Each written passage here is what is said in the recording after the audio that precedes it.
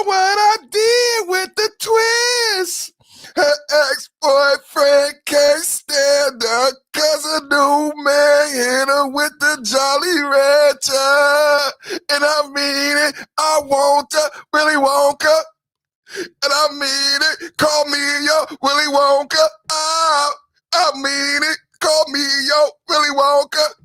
I get after me, I got that chocolate factory, come through. Everybody on YouTube right now, baby, come through. I know I'm good for you. I know what's good for you. Come through. Everybody come through. I got what's good for you. I got what's good for you. She want Pretty Ricky and Ply. Back shots to Jodeci. That's 95. Can I play in your water? I know it's out of order. Woo! How y'all doing on Wild Wednesday, man? How y'all doing on All We Do Is Win Wednesday? Welcome to the live chat. Remember to guard your privacy and abide by community guidelines. Welcome to the live chat, man. You made it, man. You made it on time, man. You're here, man. You're here, man. Welcome to the live chat. Remember to guard your privacy and abide by community guidelines. Thank you to YouTube. Thank you to YouTube. Double tap, hit the like button, like, share, subscribe. Share with a like-minded person while you're at it. Read the description. Follow the disclosures. Follow the call to action. Thank you to everybody for tuning in. It's another broadcast with the Perfect Timing Podcast with the Blast. Come on in real fast, man. Come on in, man. Baby, come on. Baby, come on. Double tap at the like button, man. We here, man. We're here, man. We're here, man. We're live again, man. Another MAGA, man. Another MAGA fantastic conservative podcast, man. Yeah, man. Go Max, man. Really based, man. It's the most based Go Max podcast, man. Let's go, MAGA. Let's go. Let's go, MAGA. Let's go. How y'all doing, man? We doing good, man. Y'all see the thumbnail. Y'all see the topics, man. What y'all want to discuss today? I got a lot fired up today. We got a lot to discuss, man. Hey, man, we've been breaking stories. We've been breaking rules. We've been breaking clues. We've been dropping the ones and the twos, man. That's what we've been doing all across the land, all across the YouTube interwebs, man. We was first with the Ice Watch. Have y'all been watching the shorts? Have you subscribed to the channel? You got to subscribe to the channel. When you subscribe to the channel, go get a plus sign, hit the plus sign, become a member. Shout out to all my members. Thank you to all my members. Thank you to all the subscriptions. Look, man, you got to watch the shorts, man. The shorts get the breakdown of the clips. The podcast may be too elongated for some of you. I've heard that before. It's too long. I've heard that before. It's too long. Have you? Some of you maybe never heard that before. I've heard that before a lot of times, but you know, I got the short form too. We got the short, man, the clips. And, you know, some of the clips can run 2 minutes, 3 minutes, but subscribe to the broadcast, hit the notification bell. So whenever I drop clips, whenever I drop shorts, I think I dropped about 10 shorts yesterday, 10 shorts today. So the channel's going buku crazy, buku 1,000, 5,000. Thank you to all the subscribers. Thank you to all the likes. Thank you to all the views. Thank you, thank you, thank you. Can we say it's Wild Wednesday? All we do is win Wednesday. How much winning have we done so far? You know, Trump was in Detroit the other day. He had to get somebody in check. You know, we're going to laugh at that. We're going to laugh at Trump was in Detroit. But I was first on it. We was live on Detroit. And then we showed him in the plant. What he was talking about in Detroit was actually the Trump economy in only 11 months.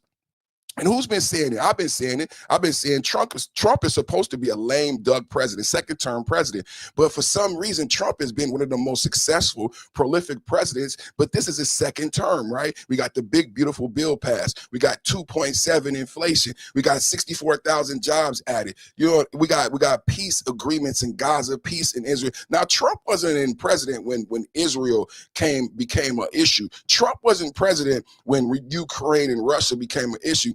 Dirty money, happy MAGA Wednesday. All we do is win, win, win. And if you came for MAGA, put your hands in the air, let them stay there. All we do is win Wednesday. All we do is win, win, win. And if you came for MAGA, put your hands in the air, let them stay there. So, Dirty Money, shout out to you, baby. Thank you for coming and watching and supporting the channel, man. Truly appreciate it, bro.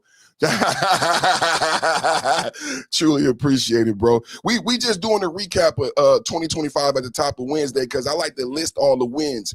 You know, at one point in time, they said tariffs wasn't a win. You know, it was a big conversation yesterday in Detroit when Trump was in Detroit. One of the major topics is this Jerome Powell indictment, right? So what we talked about it yesterday when we played several clips. I think we played the clip over and over again about Trump saying that they stifle Dirty Money. Got a question. Questions go in the super chat, not to mess with my partner though. Go ahead and throw your question now. You're fucking with the bag, man. You are fucking with the bag. Questions go in the super chat for everybody who's not your cousin. You know your cousin come over and try to borrow my 95 Madden, but I know I'm never getting my 95 Madden again. I just want to know, do you have a Sega Genesis? As you want to borrow my 95 Madden, cousin, do you have a Sega Genesis? I know my auntie. I know the situation. That's why you over here playing my Sega Genesis, but you want to borrow my 90. Go ahead, cousin. You can borrow my 95, man. Go ahead. I don't want to. It's all good. What's the question, man? Thomas, what's up with you, Thomas? Spread the word, bro. That's what we're going to do. Spread the word. Double tap at the like button, man. So Trump was talking about the economy yesterday. And if we talk about the economy, when he was in Detroit, this is what I've been touting, right? When you talk about, a lot of people come here, well, what is he talking about? Well, why is he? This is what I've been saying all of 2025. I feel like it's my duty as a patriot. And thank you and welcome to all of my fellow patriots, deplorables, and MAGA Knights. Welcome to All We Do Is Win Wednesday. To all of my deplorables, patriots, and MAGA Knights. The MAGA dollar is strong, and so are you, and so is America. And that's what the speech was about yesterday. The MAGA dollar is strong, so are you, so are American workers, so are American factories, and so are you. Man, and Trump was just touting everything that we've said, because people said that, and then he said the same things we've been saying. What did tariffs? They said tariffs started August 1st. Normally I ask people when did tariffs start, but most of the trolls don't know when tariffs started. Tariffs started August 1st. Trump said what we said here. The naysayers predicted that the Trump tariffs would make inflation skyrocket to 7 or 8%. In Trump's speech in Detroit yesterday, he said they predicted 7%. Does anybody recall? We talked about it on this channel. What did inflation? Inflation came in under 3%. Inflation was 3% when the tariff started in August 1st. Inflation came in at 2.7. We showed how rates have been cut in half since the tariffs have begun. The Trump economy has just started. If you think about it, we're fighting the Biden economy. We just started tariffs August 1st. We haven't seen the full effects. Farmers got $12 billion. It's all we do is win Wednesday. It's all we do is win Wednesday. So we're touting the wins as we get into our topics. We're touting the wins of the Trump administration. And remember, it's the second term. A lot of people forget about when they want to say Trump is this and Trump. I saw some people at the Golden Globes saying Trump is this and Trump is that. But Biden was the border czar for the Ukraine in 2014. Biden was the designer of who put Zelensky in power. Anybody in the chat want to tell us how long has Zelensky been in power? Have you seen Rebecca Brown Good's criminal record? I saw Rebecca Brown Good's criminal record. I didn't want to get into it. Because I didn't want to smear the fact, like, look, Renee Good was a mother of 3 children, right? And it was a horrible thing that happened. I support the ICE agent. Today, I got news today. The ICE agent actually was injured. And there's a very callous video from Mayor Jacob Fry responding to the ICE agent's injuries and internal bleeding. So Renee Good was a mother. She was American. What I've reported here, just like J.D. Vance, the vice president, said it's unfortunate when somebody like this gets radicalized to the point that they want to put their car in front of a police officer. So what I did is I educated people on how she became radicalized. It's an unfortunate event, right? So I didn't want to go into the rap sheet of what, you know what I said, Dirty Money? What I said was Renee Good has 2 teenage children. Now everybody knows about social media and TikTok. They would have made a message by now. They haven't said anything. Renee Good has 2 teenage children that she did not get custody of in a divorce. I've been divorced. Dirty Money. We come from the same sector. You may have dealt with divorce. You know how difficult it is for a father to get full custody. So what I said purely, and I let people do their own research, is that Renee Good was not found unfit by the court, but her ex-husband was found to be a more fit parent. Now, as a father and a husband in America, everybody know how difficult that is. So I let that paint the picture. That you want to paint. I'm not going to bring up the cigarette burns, because the cigarette burns were not confirmed, right? But the fact of the matter is, Renee Good and Becca Good were basically homeless and on welfare. They had moved to Canada, then they had moved to Kansas City, then they had recently moved back to Minnesota. They had only been in Minneapolis for a year, and they were dropping off their 6-year-old son to a activist woke school. That activist woke school that a 6-year-old went to is where Renee Good and Becca Good were radicalized. Becca Good, the wife who is alive now, the woman who said, "Drive, baby, drive," is the initiator, the person who wanted Renee to join the ICE Watch. She may have been the person who suggested the school. What I've said is I said tag Nick Shirley. I said tag Nick Shirley and tag Nick Shirley in my videos and say to Nick Shirley, hey, I would like you to team up with Perfect Timing Podcast and go to this school in Minneapolis and see how many schools in the city have this radical literature and these radical programs that are changing everyday American mothers into operatives against the federal agents.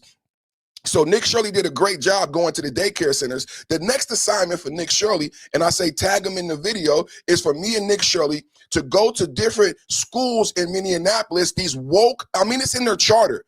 It's in the charter, in the mission statement of the school, a 6-year-old school. In the charter, in the mission statement of this 6-year-old school, it says, we train our children to be woke political activists. That's what the school, not to do math, not to do algebra. When I was in school, you know what the big thing was? I wanted to be in calculus. I wanted to be in algebra too. I had to get a scientific calculator.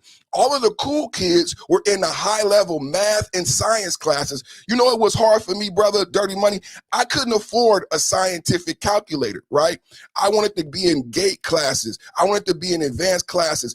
I couldn't afford a scientific calculator. It was a prerequisite of the high advanced math classes. So instead of children having aspirations to be in high-level math and science and getting a second job, which I did, to purchase a $100 Casio calculator, it was a science. That's how much it costs.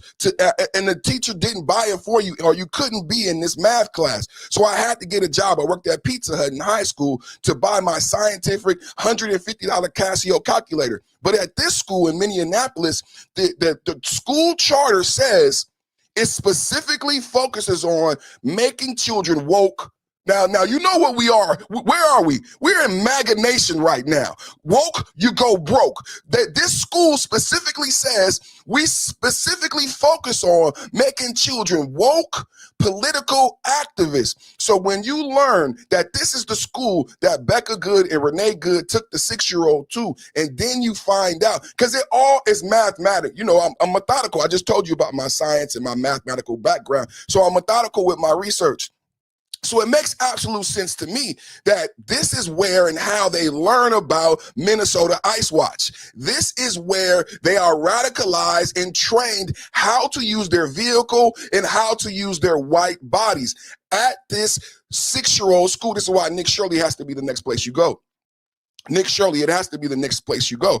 At this school, they were invited to a Zoom call days before Renee Good was on the live. They were invited to a Zoom call via the school. They were given flyers and pamphlets. I read to you the pamphlets that instruct the members of Minnesota ICE Watch to assault officers. And it says in the pamphlet, be careful because you may be charged with assaulting an officer, or you may trigger a Leo response. Can anybody in the chat put Leo response? Does anybody know what a Leo response is? Well, the Chicago chief of police of 27 years, ex-military, said, if you assault an officer, he can assume that you want to harm him and he can respond with deadly force. Can I say that one more time? If you assault an officer, he can assume you are trying to harm him, and he is legally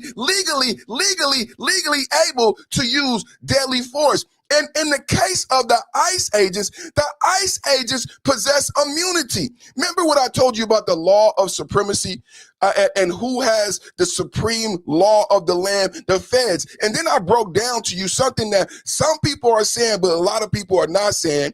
The fact is that the federal agents are empowered by the Constitution. Local police are not empowered by the Constitution. So in any of these situations, what you need to know is that always federal law is supreme and the federal officer is always has jurisdiction over the local officer. This is something that they're not sharing with you. Look at that thumbnail. Is that a fire thumbnail? Who has the best podcast? I work hard for y'all. I work hard for the money, so you better treat him right.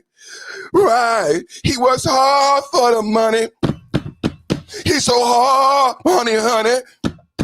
He was hard, honey. So you better hit the like.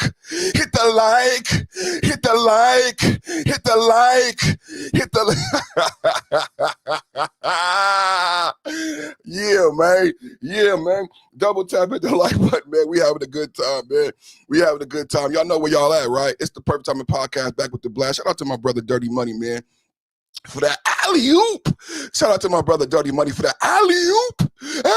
What we got right here, man? Well, one of our lead-off stories, man, that my brother Dirty Money just gave us an alley-oop to segue into, man. So as we talk about the supremacy and the supreme law, who has jurisdiction in these Minnesota, Minneapolis, Tennessee, LA streets, who won the Supreme Court? You know, as all we do is win Wednesdays. Do you know when you see ICE with masks on, why do you see ICE with masks on? The reason you see ICE with mask on is because we won in the Supreme Court. Today is all we do is win Wednesday on the Perfect Timing Podcast. Double tap at the like button. Today is all we do is win. All we do is win Wednesday on the Perfect Timing Podcast. Let me get right. Oh, woo! It's already fired up. We just getting started. We already fired up, ready to go. So we're discussing the ICE. We're discussing the ICE mass deportations. First lead story, we discussing ICE deportations. We discussing ICE raids, who has authority when it comes to ICE in the cities, in the streets. What actual powers do the federal ICE agents have? I don't really think people know about some of the things I bring up. Tell me if I'm talking ahead of the audience, because this is the same thing when we talk about the shutdown, right? When we talk about the articles of the Constitution and who is empowered in certain ways, right? Whose responsibility is it to create a budget? We still are owed a budget. The American people, Democratic and Republican. I just want to say I still love my Republican brothers and sisters. The goal of the House is to unify the House, and I want America to be great. When we say America to be great, that means for everybody, Democrat and Republican.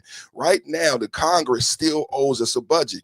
It's congressional responsibility per the articles that the Congress has to give us a budget in the form of an appropriation bill. Right now, we're living on the previous budget in the form of a continuing resolution, a stopgap bill. The same thing is true when it comes to these federal ICE officers. I'm going to play a video just to clarify on who has authority when it comes in what type, and because people are saying a lot about the ICE officer who was involved with the Renee Good shooting, what should happen, the adjudication. It's a lot going on right now. I got a lot of information to share with you.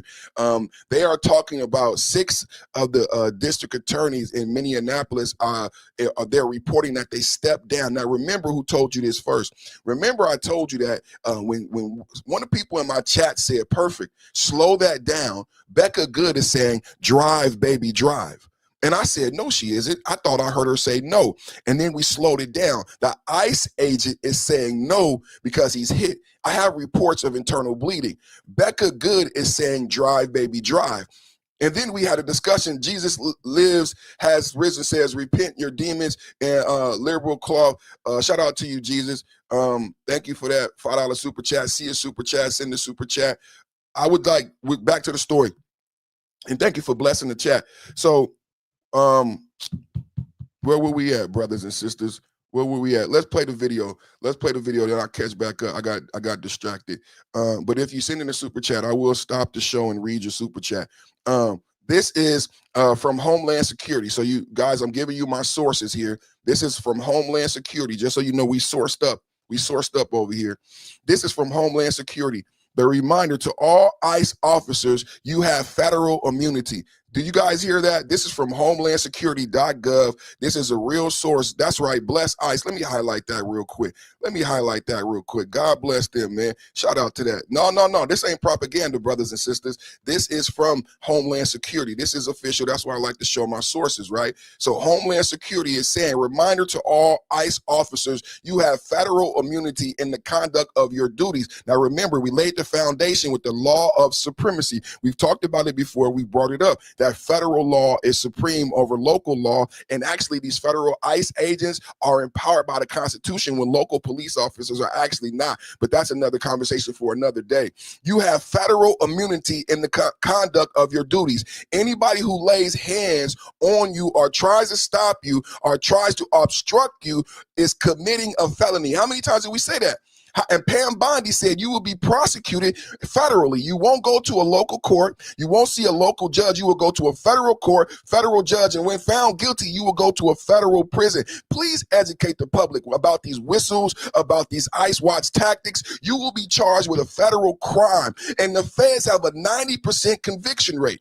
Do you understand? You go to federal prison and see a federal judge, and you do 80 to 90% of your time in the feds. Why don't we just educate the public on what's really going on? Let me keep reading here, and then we're going to play the video.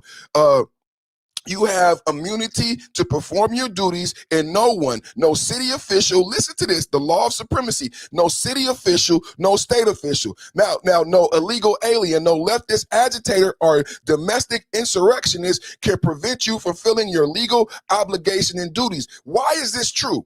Why is this true? Because the law of supremacy. What he is saying to you, the public, and to ICE agents is that you are empowered on the federal level by the Constitution. That means no state or local authority can impede you in your duties. It's more to it, right? It sounds good. This is from the Office of Homeland Security. This is not me saying this, but we read the law of supremacy to back up what he's saying. Federal law is supreme. Let's read that again so people don't get confused about what's going on in the streets of Minneapolis when ICE is conducting. No city official. Did you read this? No city official, no state official, no city official, no state official, no illegal alien, no leftist agitator or domestic insurrectionist can prevent you from fulfilling your legal obligations and duties. The Department of Justice has made it clear that if officials cross that line into obstruction, into criminal conspiracy against the United States or against ICE officers, they will face justice. You're watching the Perfect Timing Podcast, back with the blast right now. What we are discussing right now is the law of supremacy throughout the land, because I play for you video from sheriffs. I play for you video from Mayor Jacob Fry. The mayor, do you know there was a Somalian mayor in the Twin Cities who ordered her police chief to stand down, right? And this is contradictory to the law of supremacy. These federal agents are empowered. No city, no local municipality can impede them in their job. Everybody double tap, hit the like button as you come in, like, share, and subscribe. You're watching the Perfect Timing Podcast. Thank you for watching. Thank you for watching. To all ICE officers, you have federal immunity in the conduct of your duties. And anybody who lays a hand on you or tries to stop you or tries to obstruct you is committing a felony. You have immunity to perform your duties, and no city official, no state official, no illegal alien, no leftist agitator or domestic insurrectionist can prevent you from fulfilling your legal obligations and duties. And the Department of Justice has made clear that if officials cross that line into obstruction, into criminal conspiracy against the United States or against ICE officers, then they will face justice. To all ICE officers. You understand that, everybody out there? So it's been a lot of question about these things that we bringing up. I just wanted to read it to you from Homeland Security. No more scrutiny. No more wondering what's going on. These are federal agents empowered on the federal level, and federal law is supreme. This may be the first time you've heard and understand municipal. Remember we had some fun here, Dirty Money, when we talked about municipal law, common law, maritime law versus federal law. A lot of people don't understand these different types of, you know what I'm saying? All these different types of laws, federal law is supreme. It's the law of the land. And ICE agents have immunity. Now we're bringing this up because the next thing we're going to is the fact that Renee Good actually injured the ICE agent. He suffered from internal bleeding. He's getting death threats and he's suffering from internal bleeding. People say he should be prosecuted. The person that should be prosecuted is Becca Good for aiding and abetting. And I have a story on the lack of action for Minneapolis prosecutors on prosecuting Becca Good for saying drive baby drive and becoming aiding and abetting, and partially of she could be charged with the murder of Renee Good. Let's listen to this. To all ICE officers, you have federal immunity in the conduct of your duties. You have federal immunity, all ICE officers. He's talking to the public. He's talking to the public. You have federal immunity in all of your duties. He's talking to the public. He's talking to the ICE agent that sadly got into the incident last week. He has immunity. Did anybody know that? Let's keep going. And anybody who lays a hand on you or tries to stop you or tries to obstruct you is committing a felony. So if Renee Good was trying to obstruct, let's just listen to this, just at the very minimal, at the minimal standard. We don't have to go to whether or not he was being hurt, right? We don't have to go to whether or not he was being hurt, but at the minimal standard from the Secretary from Homeland Security, he is saying the minimum standard is obstruction. That means that they are a criminal and committing a crime. Doesn't that change the scenario if now we understand that Renee Good is now obstructing a federal officer, thus she is in the commission of a crime? Can we get into it to this morning? She is in the commission of, this is why he's wording it specifically the way he is wording it. Number one, my officer had immunity. Number two, when she started to obstruct justice, she became a criminal, and everything after that, it was in the commission of a crime, which justified everything that he did. Let's go in. Let's listen to it again. Let's listen to it again. Let's listen to it again. Or tries to stop you or tries to obstruct you is committing a felony. Committing a felony. Doesn't that change the math?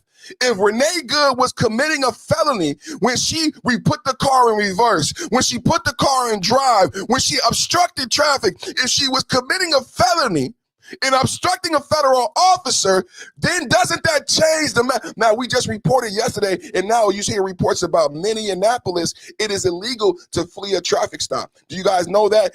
But that's not on a federal level. Remember, what I'm explaining to you right now is about the difference between the local crime and a federal crime. This is what he's explaining, is that Renee Good was in the commission of federal crime, a federal felony. Do you guys understand the difference? Yes, it was illegal for her on a local level to flee a traffic stop, but federally, she was impeding a federal officer and obstructing justice. She was in commission of a felony when the shooting occurred. Do you guys understand mathematically by the law that already absolves the officer? If she was in the commission of a felony, come on, you guys in the chat. If she was in the commission of a felony, that already absolves her. That already justifies it. You or tries to obstruct you is committing a felony. You have immunity to perform your duties, and no one, no city official, no state official, no illegal alien, no leftist agitator or... Do you hear that? No local, no city, no illegal alien, no leftist agitator. You have immunity. But listen to what he's saying.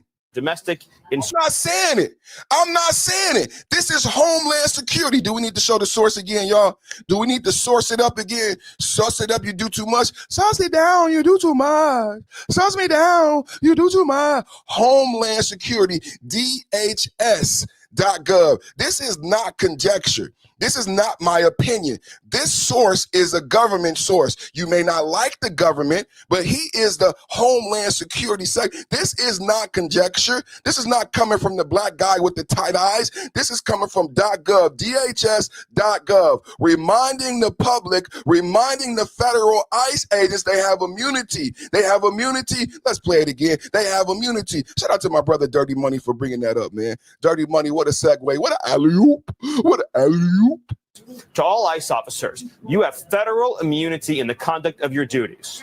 And anybody who lays a hand on you or tries to stop you or tries to obstruct you is committing a felony. You have immunity to perform your duties, and no one, no city official, no state official, no illegal alien, no leftist agitator or domestic insurrectionist can prevent you from fulfilling your legal obligations and duties. And the Department of Justice has made clear that if officials cross that line into obstruction, into criminal conspiracy against the United States or against ICE officers, then they will face justice. Do you understand? To all ICE officers, they will face justice. If you cross the line into obstruction, then you will face justice. Double tap, hit the like button. If you cross the line into obstruction, then you will face justice. You know what's sad, brothers and sisters? You know what's sad, brothers and sisters, is that the ICE agent involved has been injured. And people are not, people are off-duty ICE agent has been injured, right? And he is suffering from internal bleeding. Did anybody know that? Did anybody know that he was injured and suffered from internal bleeding? So people are saying he wasn't hit. I've read what CNN and different people said he's suffering from internal bleeding. He actually was hit. Can we stop debating whether or not? So I just clarified two things. The fact of the matter is that the Homeland Security, DHS.gov, has said that if you obstruct, that is the lowest bar. Double tap, get the likes up, man. Double tap, get the likes up. That's the lowest bar. That's the lowest bar. If you simply obstruct, they have immunity to do what they need to do. But she went further than obstructing. That's why he went further in his explanation. That if they try to use some of these tactics trained by ICE Watch, that you have immunity and they will face justice. If you cross the line, he said, if you cross the line into insurrection, into obstruction, and this is why Kristi Noem was quick to say, we have proof. We have proof, and this is why I backed up Kristi Noem. This is why I backed up Kristi Noem in giving the proof about the pamphlets and the training that occur at the ICE Watch Zoom call. You know, they were on a Zoom call right before that incident. I showed the pamphlets. I showed the training. I showed the step-by-step call out that said use white bodies to put in front of federal agents. To this day, no one has answered me, why does Minnesota ICE Watch believe that white bodies are more valuable than other people's bodies? Can anybody in the chat, because there's a lot of people who disagree with us today, Dirty Money, and our MAGA Knights and my deplorables.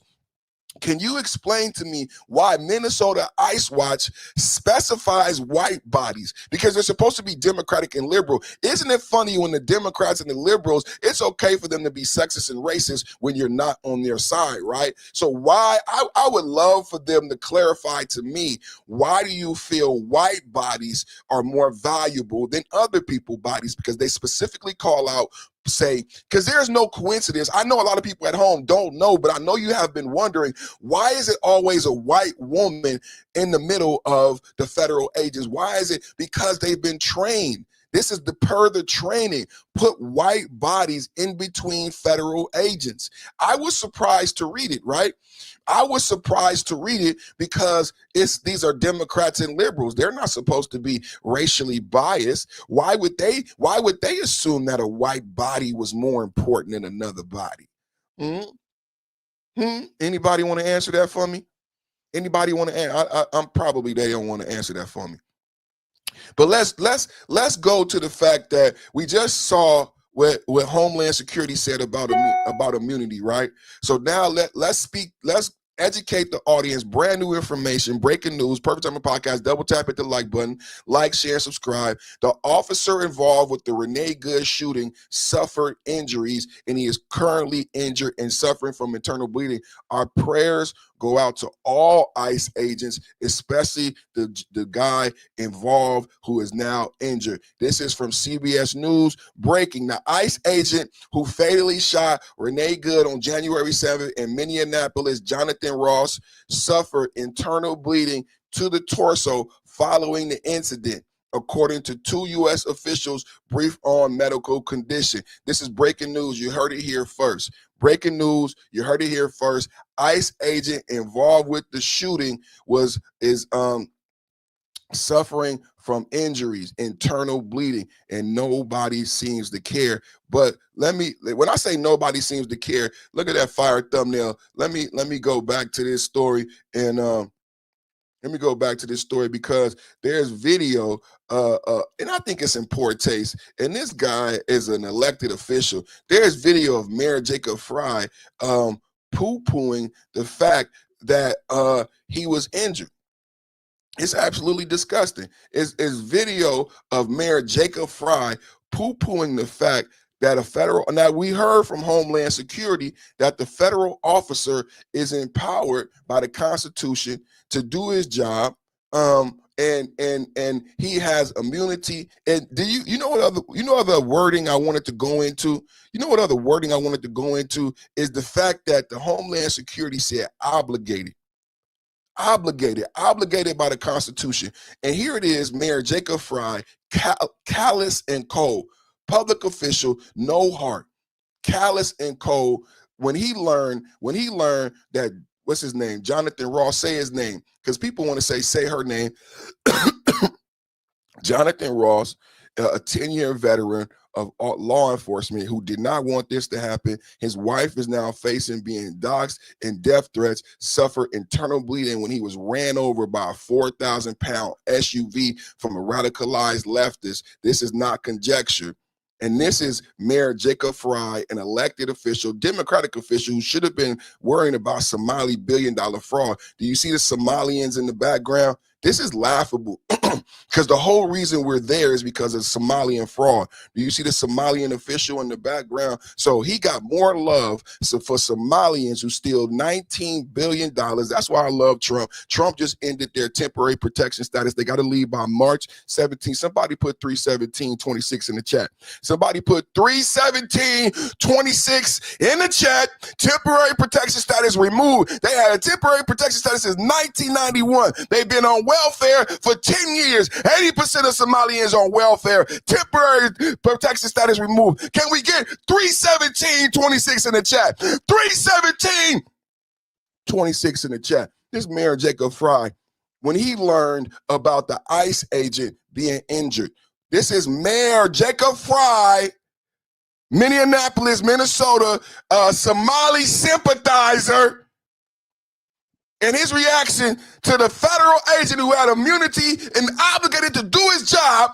The ICE agent walked away with a hip injury that he might as well have gotten from closing a refrigerator door with his hips. He was not injured. I've seen worse injuries from doing that. And so give me a break. Did you hear the laughter? Did you hear the laughter? This is the same thing that happened with Charlie Kirk. This is unacceptable. Did you hear the laughter? This is from the white Karen in the background. This is how it happened. Did you hear the laughter from the white Karen in the background? Who are you to say? You a doctor now, Jacob Fry? Jacob Fry, you seen the hospital reports? Because I tell you right this, I can't report that. I can't, because somebody in the chat would report me. I can't get up here and say he ain't hurt. I can't say he ain't hurt without seeing the medical examiner's report. I got to accept what the U.S. official said. It said, U.S. official said he had internal bleeding. But Mayor Jacob Fry just throws out what U.S. official says, contradicts HIPAA and medical reports, and he's callous and cold. And then you hear laughter from the Karen. Did you hear laughter? Did you see him laughing? You see the Somalian? The ICE agent walked away with a hip injury that he might as well have gotten from closing a refrigerator door with his hips. That's his emotions. That's your king. That's the emotions of the Democratic leader. That's the emotions. That's the sentiment. And you wonder why Minneapolis is out of control. It's not the ICE agents, baby. It's not the ICE. It's these damn schools. It's these damn schools and Democratic officials and liberal programs and policies that cause the shit that you see, the chaos in Minneapolis. Do you hear this? Do you hear this? Callous, They supposed to be liberal. They supposed to love people, right? They're supposed to be the party of love. The ICE agent walked away with a hip injury that he might as well have gotten from closing a refrigerator door with his hips. But he didn't get it from closing the refrigerator door. In the chat, everybody say, but he didn't get it from a refrigerator door, Jacob. He got it because Renee Good hit him with a damn 4,000-pound truck. Put it in the chat, everybody. He didn't get it from it would have been great if he did, but he didn't get the injury from a refrigerator door. He was not injured. Now he's a doctor. PhD Mayor Jacob Fry. Can we get that in the chat? PhD Jacob Fry. He ain't the mayor no more. He is a doctor with the ability and a superhero with X-ray vision. He can see through flesh and bone and tell us, and through interweb television and tell us that Jonathan Ross is not injured. Well, amazing, PhD Jacob Fry. Thank you for your microscopic X-ray vision and telling us that he ain't injured, despite the fact you just admitted that he was injured when you tried to minimalize his injuries. Chat, didn't he try to minimalize his injuries by saying, oh, he could have got that from a refrigerator door? He tries to minimalize his injuries, and then he says he's not hurt. PhD Jacob Fry, orthopedic surgeon on the side. I've seen worse injuries from doing that. He's seen worse injuries. So just don't double tap, hit the like button. I said orthopedic doctor on the side, orthopedic surgeon, PhD Jacob Fry has seen multiple hips injuries in his career as an orthopedic surgeon. You can't make this shit up. I said Mayor Jacob Fry / orthopedic surgeon has seen multiple hip injuries in his career as an orthopedic surgeon replacing hips. So he know for a fact. Let's play it again, because now that doesn't it sound better with the context that Jacob Fry is a / orthopedic surgeon, and he's seen multiple hip surgeries and replace hips. The ICE agent walked away with a hip injury that he might as well have gotten from closing a refrigerator door with his hips. So that right there, he admits the ICE agent walks away with an injury, but then he goes into the magical doctor, what was it? Doogie Howser, Dr. Doogie.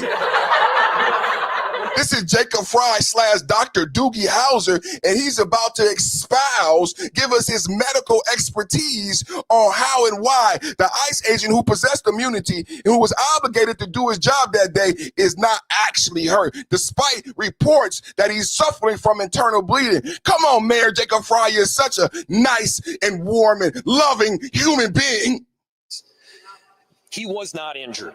Okay. He was not injured, ladies and gentlemen. Let's go back to the report from the government, because Mayor Jacob Fry, in his side gig of being a medical examiner, has said to us he was not injured. But what I'm reporting today is breaking news. Let me put it in the chat. I think I'm going to just put it in the chat. Breaking news. Let's just put it in the chat for everybody who don't understand what we're talking about this morning. Breaking news here on the Perfect Timing Podcast. Breaking news, everybody. Breaking news. Break it down. ICE agent, what does it say? ICE agent who fatally shot Renee Good on January 7th in Minneapolis. Jonathan Ross, say his name, everybody. Jonathan Ross, our prayers are with you and your family. Suffered internal bleeding to the torso. Jonathan Ross, here it is right here, everybody, suffered internal bleeding to the torso following the incident, according to and this is where the information comes from. Does everybody see what the information? Because Jacob Fry must have had X-ray vision. According to two U.S. officials briefed on the medical condition. So despite the reports of U.S. officials, Mayor Jacob Fry is saying this. The ICE agent walked away with a hip injury that he might as well have gotten from closing a refrigerator door with his hips. He was not injured. Is that right? I've seen worse injuries from doing that. And so give me a break. Give me a I break. mean, the ICE agent walked. Give me a break. No, how about you give the federal ICE agents a break? Huh? How about you give the federal ICE agents a break? How about that? How about you give the federal ICE agents a break? Huh? Who are obligated to do a job. They at work, brother. They at work, brother. They at work, brother. And did you hear what Homeland Security said? Obligated. I love his terminology. Trump hired some of the best people. Number one, he exonerated Jonathan Ross by saying to everyone, Jonathan Ross had immunity in that situation. Jonathan Ross had immunity. Does everybody understand that now? And last week when we first started this conversation, I asked the chat, was it justified? Does everybody understand now what I'm reporting today? I'm reporting today that the government and Homeland Security has said their ICE agents have immunity. Do you guys know? This is not me saying this. This is Homeland Security is saying now ICE agents have immunity. Do you see what's on the screen right now? Do you see what's on the screen right now? Notice how she has never released her cell phone footage of this entire situation. Huh? She has never, this is her in her cell phone. Who is her? This is Becca Good, the person who said, drive, baby, drive. This is Becca Good, the person who said, drive, baby, drive, that led to Jonathan Ross being injured. Did you guys know that? Where is her footage, right? Now, what I was one of the first people to point out is that, did you know that, now listen to what Homeland Security said is going to be important in the prosecution, the upcoming prosecution, right? The Homeland Security said if anyone obstructs a federal agent, they are committing a felony, right? This also speaks to how we can move forward with Becca Good. And Dirty Money brought that up earlier, because we've been talking about the prosecution of Becca Good. Becca Good is Renee's Good wife, who was outside of the car, who said, drive, baby, drive, who ended up, and that resulted in Renee Good losing her life and Jonathan Ross being injured, who is now suffering from internal bleeding, right? So I said here, hey, because I grew up in, I don't want to go into all that stuff, but I'm familiar with the fact if, I've heard of, I don't know how to say this without incriminating myself, you know what I'm saying? But I've heard of situations where, let's say two people, you've heard this term co-defendants, right? Two people go and rob a liquor store, right? One of the people shoots somebody and unalive somebody in the liquor store, right? Despite the fact whether or not, and then that person who does it loses their life, right, by the police.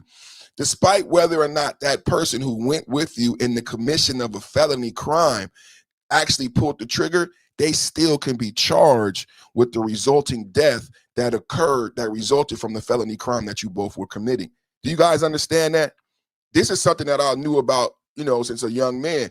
If you go into a store and something bad happens, it doesn't matter if you didn't pull the trigger. You can be charged with that murder. And I've known people who've been charged with a murder despite them not pulling the trigger, right?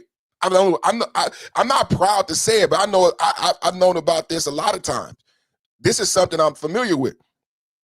I'm not proud to say that, but that is a fact. So I brought this up initially when my chat said, she said, drive, baby, drive. I said, if she said, drive, baby, drive, she could be charged with aiding and abetting, and the murder can be attributed to Becca Good. We said this last week. Remember, we brought this up last week. Now, guess what?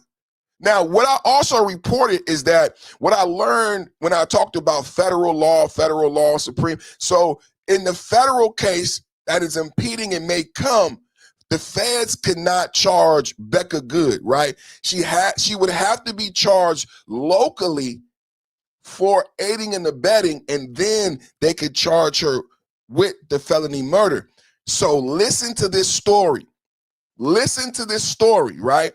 Listen to this story. Now remember what we discussed. My chat, W chat, W, put a W chat. My chat, best chat on YouTube. Shout out to you, Dirty Money. Criminal backgrounds are public record. They should not go after someone leaving the area. TD, Thank you for being here and giving your opinion. I see you. That's a beautiful thumbnail too. You are welcome to disagree. You are welcome to disagree with your beautiful blonde self. Yes, you are. Yes, you are. 6 veteran prosecutors resign over ICE shooting probe clashes. Huh? Listen, you guys, remember what we brought up last week and give yourselves a pat on the back. W chat, I promise, if you want to be somewhere to have the most intelligent conversation about these local hot issues, you got to be a member of Perfect Timing Podcast. You got to like, share, subscribe, and join the channel because we already talked about this. We speculated on whether or not Becca Good can be implicated in the death of Renee Good. We discussed this already. We have some legal eagles in the chat. Now listen, all my legal eagles in the chat, look what transpired. 6 veteran prosecutors resign over ICE shooting probe clashes. The resignations follow the fatal shooting of Renee Nicole Good, a 37-year-old poet, writer, and mother of 3. God bless those 3 babies. By ICE agent Jonathan Ross. God bless Jonathan Ross and his family during an immigration operation last week. Video shows conflicting agent commands as Good drove away slowly. I disagree with her driving away slowly. Federal officers call it self-defense and an act of domestic terrorism. How many people believe it was an act of domestic terrorism? Double tap, hit the like button in the chat right now. We're going into a story that we talked about last week and whether or not Becca Good can be implicated in the murder and death of Renee Good, her wife. Let's get into it. The resignations follow the fatal shooting that occurred last week. Video shows that Renee Good did not listen to agent commands and drove away. Federal officials call it self-defense and an act of domestic terrorism. But independent reviews by the New York Times and CNN found unclear evidence of contact. But remember what we reported today, internal injuries. Sources say the prosecutors objected to DOJ pressure to investigate. First time breaking news here. Shout out to my brother Dirty Money for bringing this up. Ding, ding, ding, ding, ding, ding. Hey, we right again. I was right. We right again. We are right again. W chat. Ding, ding, ding, ding, ding, ding, ding, ding, ding. We was right again. Listen to what it says. Sources say the prosecutors objected to DOJ pressure to investigate Good's widow and activist ties. What? Ding, ding, ding, ding, ding, ding. Who else is giving you these reports? Who else is giving you these reports, huh? Ding, ding, ding, ding, ding, ding. Let's read it again. The New York Times and CNN found unclear evidence of contact. Sources say the prosecutors objected to DOJ. DOJ means federal, means Trump, means Pam Bondi. Ding, ding, ding. Pressure to investigate Good's widow and against ties and activist ties. You mean Minnesota ICE Watch. You mean the Zoom call she was on days prior. You mean all the training she received. You mean her radicalization. You mean put white bodies, all of that. So local Minneapolis, Minnesota officials and prosecutors want to disregard the fact that she was part of this anti-American group. They refuse to bring this in to the investigation. How you guys feel about that? How do you guys feel about that after me teaching you? How do you guys feel about that after me teaching you about ICE Watch, about the tactics, about the pamphlets, about them being trained to physically assault officers, being trained and told and put out on the streets and even paid in some cases. I showed video of a Karen saying, I'm being paid right now. She was attacking a reporter. What was it? Laura Ingle. And she was attacking Laura Ingle, and Laura Ingle said, "Do you have a job?" And she said, "I'm being paid right now." So not only have they been trained to put white bodies in front of federal agents, they have been trained to block in federal ICE agents, but they're also, in some cases, being paid allegedly. So as you learn about ICE Watch, as you learn about the training from ICE Watch, what now you learn today that 6 prosecutors have stepped down and refused to prosecute Becca Good. What we're talking about this morning is Becca Good, wife of Renee Good. Double tap at the like button. Double tap at the like button. What we're talking about this morning is Becca Good, wife of Renee Good, and the fact that she yelled, "Drive, baby, drive," and that led up to, and this is part of the Homeland Security, who says that they both were basically in the commission of a felony. If Becca Good and Renee Good were committing a felony by obstructing, listen, this is why DOJ was pressuring local officials. And I'm gonna play that video again because it's so important what Homeland Security said, because you have to extrapolate and do the math. Homeland Security said, if you obstruct, you are committing a felony. So everybody in the chat, if Renee Good was committing a felony, wasn't Becca Good also committing a felony in the commission of a felony? If you do not understand the law and how laws add up, if Becca Good was in commission of a felony, then she could be prosecuted for Renee Good's murder. So what happened is, I'm reporting to you that prosecutors, local prosecutors, have refused to go forth with the prosecution per Pam Bondi in the DOJ. Not me. Me and my chat agree with Pam Bondi. We said it last week.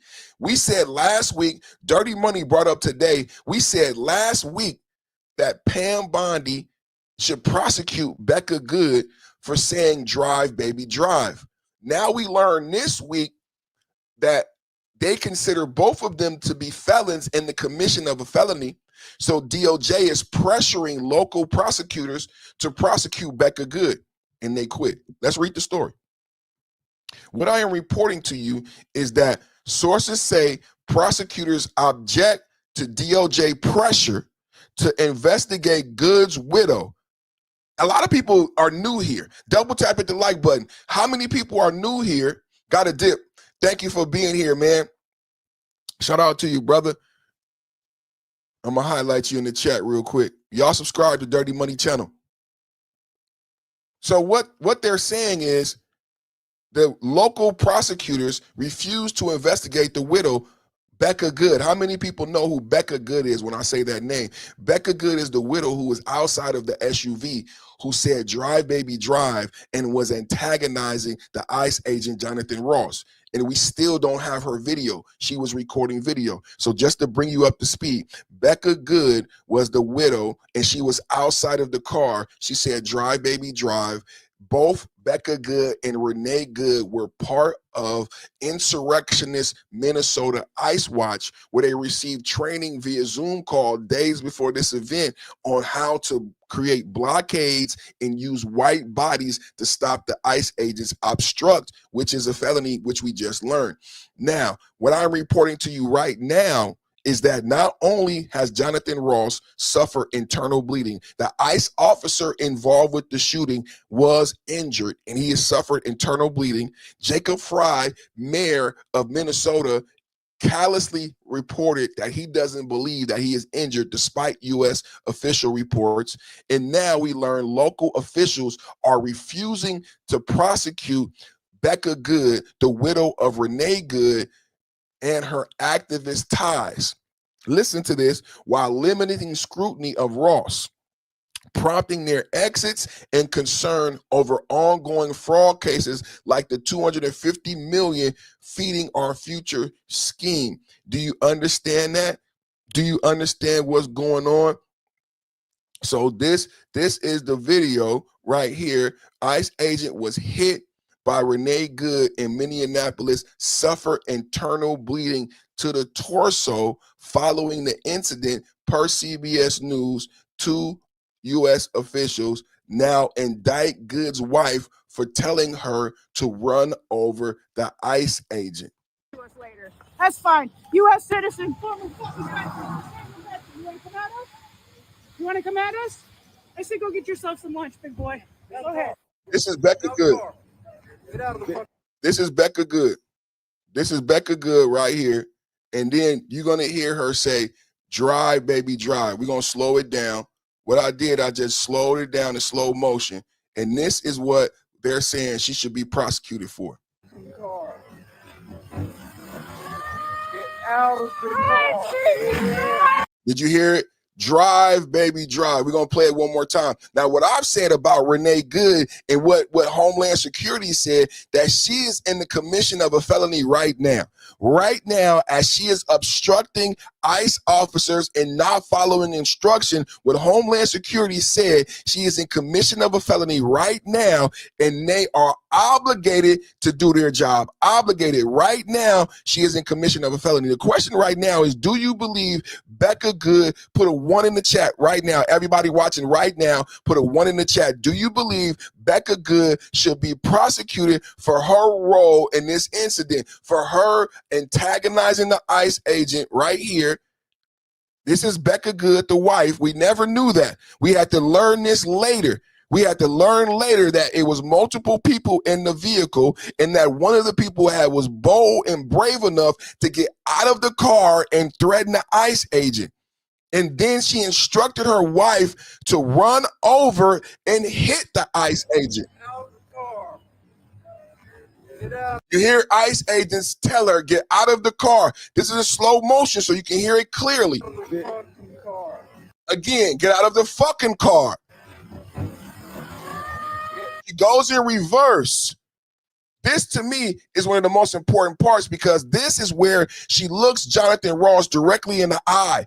And she knows there is someone in front of her car. Despite her knowing there's a federal officer in front of her car, she still slaps the car and drives and goes forward. Maybe it's because her significant other does this. Drive, baby. And then another get out of the car. That's 4, get out of the car. Drive. Drive, baby, drive. Look at this smile. Look at this smile right here. Look at this smile right here. She's smiling, and she's looking forward directly at the ICE officer. And Becca Good is saying, drive, baby, drive.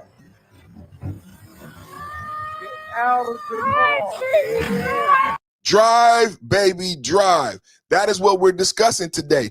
Drive, baby, drive. Should Becca Good be charged for her role in this incident? That's the question. Should Becca Good be charged for saying, drive, baby, drive? Now, as I say this, what you need to know is that the DOJ, appointed by Donald Trump, Pam Bondi's DOJ, wants local officials to investigate Becca Good and her activist ties, and they have refused. Local officials have said no. They refuse to investigate this person here who was outside of the vehicle, harassing, obstructing, antagonizing. They don't want to know why she was doing it. They don't want to know why and who trained her. Local officials are refusing to investigate Becca Good. This is what I'm reporting this morning, despite the fact that I just reported that Jonathan Ross, ICE officer involved in the shooting, has suffered internal bleeding. And now prosecutors, 6 prosecutors to be exact, have said they refuse to prosecute or even investigate, brothers and sisters.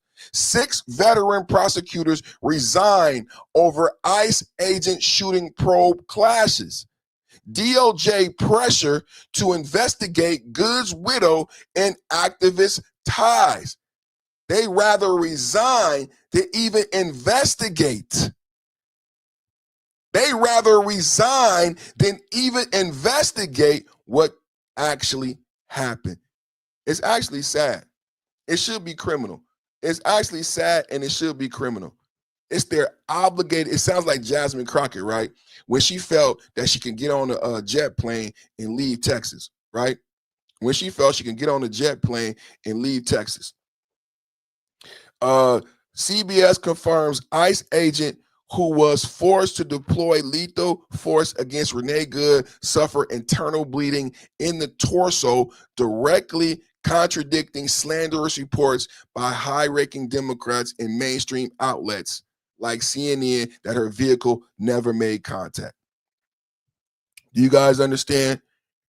He is suffering from internal bleeding. Boy, go ahead. He is suffering from internal bleeding. It's an absolute shame. It's an absolute shame. God bless him. He is suffering from internal bleeding. ICE agent Jonathan Ross suffered internal bleeding to the torso following the incident. ICE agent suffered internal bleeding to the torso following the incident. So I just wanted to bring out those stories this morning as we do recap, as we do recap into the Renee Good story. And I'm gonna stay on top of this story. I'm gonna stay on top of this story. One more time with the immunity. One more time with the immunity. I'm gonna stay on top of this story for everybody. Double tap at the like button. Double tap it. Is there anything? No. That's why I'm going back to this.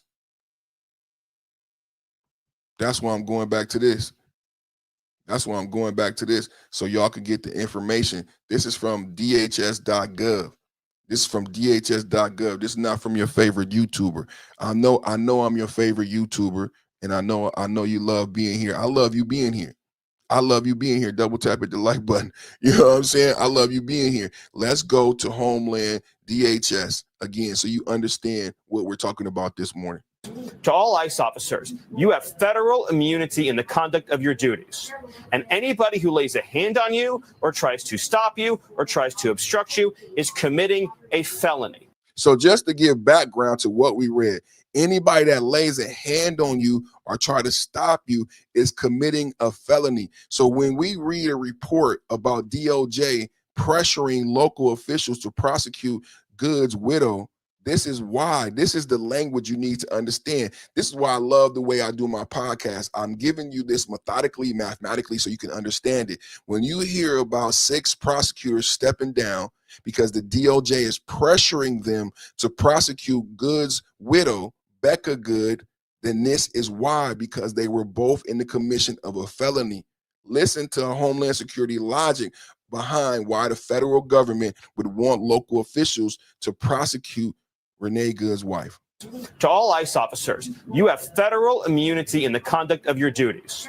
And anybody who lays a hand on you or tries to stop you or tries to obstruct you is committing a felony. You have immunity to perform your duties, and no one, no city official, no state official, no illegal alien, no leftist agitator or domestic insurrectionist can prevent you from fulfilling your legal obligations and duties. And no local, no city, no state, no agitator, no one can prohibit you.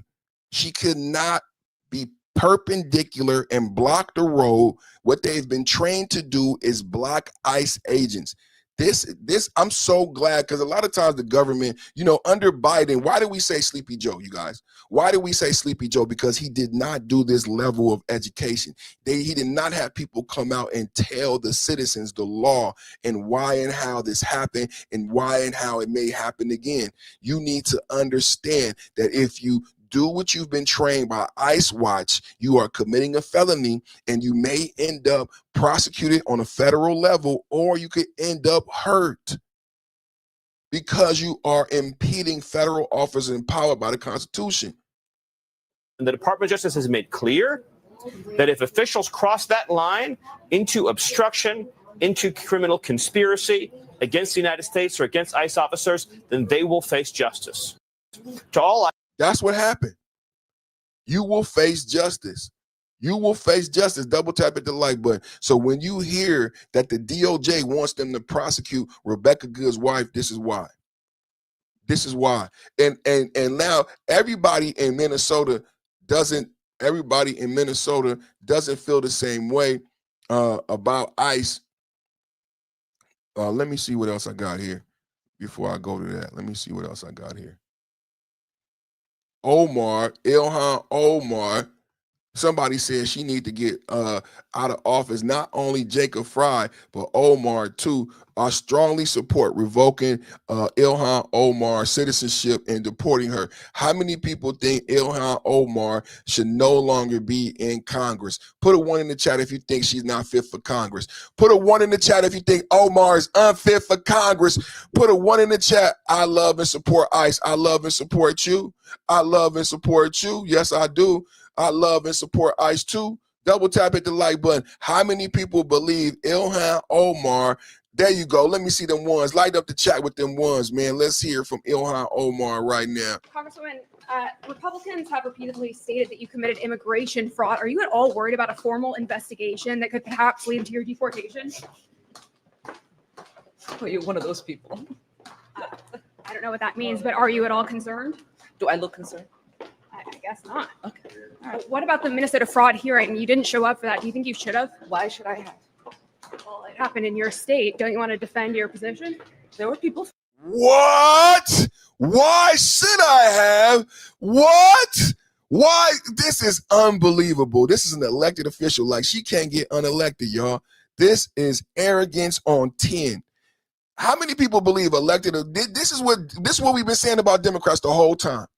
This is what we've been saying about Democrats. They nobody wants to believe us. Think we making it up. We being mean to Democrats. We not being mean to Democrats. This is what they are. This is what AOC. This is how AOC comes off when she's at the Met Gala and she's saying tax the rich, but you're rich, bitch. And then you got Jasmine Crockett, a Rhodes Scholar, $70,000 a year in college tuition. And then you got AOC, just arrogance on 10. And they politicians, they're supposed to represent the public. It's supposed to be a public servant. I can't make this up. I wish this was AI. This is really your queen. This is your queen of Wakanda. She's your queen to be a queen for perfection, a queen for your protection, to satisfy every erection. Your queen to be. Republicans have repeatedly stated that you committed immigration fraud. Are you at all worried about a formal investigation that could perhaps lead to your deportation? Well, you're one of those people. I don't know what that means. I don't know what that means either, because we reported here she's actually being investigated for marrying her brother. Ding, ding, ding, ding, ding, ding, ding, ding, ding, ding, ding. Did you hear them crickets? She's actually being investigated for marrying her brother. And Homeland Security and Megyn Kelly, shout out to Megyn Kelly, double tap, hit the like button. Megyn Kelly said she should be investigated because we can't find the paperwork for her father. It's the only reason she's an American citizen, and because she was naturalized, because her father was naturalized. Unfortunately, there's no paperwork. Now look at all the fraud that's been happening in Minneapolis. Anybody surprised? Anybody surprised that they can't find the paperwork from her father being naturalized? So Megyn Kelly gave us that. But then people like me, the independent media, and if you go to Reddit and if you follow MAGA conservative podcasts like we're watching right now, we said months ago that she married her brother. It got so much traction online, and as a matter of fact, people tried to say we were just being red pill. People tried to say we were picking on her, right? Well, guess what? It's no longer red pill. It's no longer picking on her. There is an actual investigation by Homeland Security looking at the records to find out whether or not she married her brother in order to get him citizenship. Now, we cannot confirm. Megyn Kelly reported about her father, but we cannot confirm whether or not there's a DHS investigation. But we did play Tom Nolan from Homeland Security, and he said we are looking at the paperwork as it relates to whether or not she married her brother. So it's not conjecture. It's not conjecture. This is a real investigation, and we're going to watch it play out. We're going to watch it play out. Huh? We're going to watch it play out. Congresswoman, Republicans have repeatedly stated that you committed immigration fraud. Are you at all worried about a formal investigation that could perhaps lead to your deportation? Well, you're one of those people. I don't know what that means, but are you at all concerned? Do I look concerned? I guess not. Okay. All right. What about the Minnesota fraud hearing? You didn't show up for that. Do you think you should have? Why should I have? Well, it happened in your state. Don't you want to defend your position? There were people from my state that were there. Okay, but why not you? I mean, there's allegations that you're complicit in the fraud. Wouldn't you want to show up? Why to would there defend be an allegation that I'm complicit? How would I be complicit? Well, what about Tim Do you Walz? just ask stupid questions? Is this your thing? Wow. I'm curious to get your thoughts. No, I mean, there's a lot of controversy around the issue. $9 billion in fraud in the state of Minnesota. $9 billion. You don't think so? Really? Yeah, and counting. Probably more, honestly. You think that's fake news or what? That is more than half of the resources that are allocated. Okay. So you genuinely, like, your brain has told you that it is possible for half of the resources. I'm just going off of what for the our public service to like half disappear is what you're saying. countless Minnesota state representatives, whistleblowers have come listen forward. to yourself though. I'm Like, trying just to think about that for a second. maybe if you showed up at the hearing, you would Just- know that think whistleblowers about are that being for a second. retaliated against for exposing the fraud. Why is that? Why are they being tracked and traced? Ooh, fire! Fire! Fire! Ooh, ding, ding, ding, ding, ding, ding. Who got the best chat? Who got W chat? W chat? WWWW. Woo! Play it back. Perfect. Don't stop the fire. Your brain has told you that it is possible for half of the resources. I'm just going off of what for the our public service to like half disappear is what you're saying. countless Minnesota state representatives, whistleblowers have come listen to forward. yourself though. I'm Like, trying just think about that for a second. maybe if you showed up at the hearing, you would Just- know that just think whistleblowers about are that being for a second. retaliated against for exposing the fraud. Why is that? Why are they being Like, tracked and just traced? think about what you're asking. Who is tracing whistleblowers? Minnesota state officials, Tim Walz, anyone who dares to speak out against the government. Tim Walz is doing something to Yeah, whistleblowers? why is Tim Walz stepping down if he's, Great question. innocent? Why isn't he running for re-election? Because he's had 8 years to serve as our great governor. What? He was going to be vice president of the United States if That's why Kamala lost.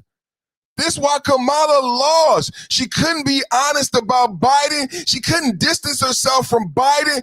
When they said Biden had cognitive decline, what did Kamala say? There's nothing wrong with Biden. There's nothing wrong with Biden.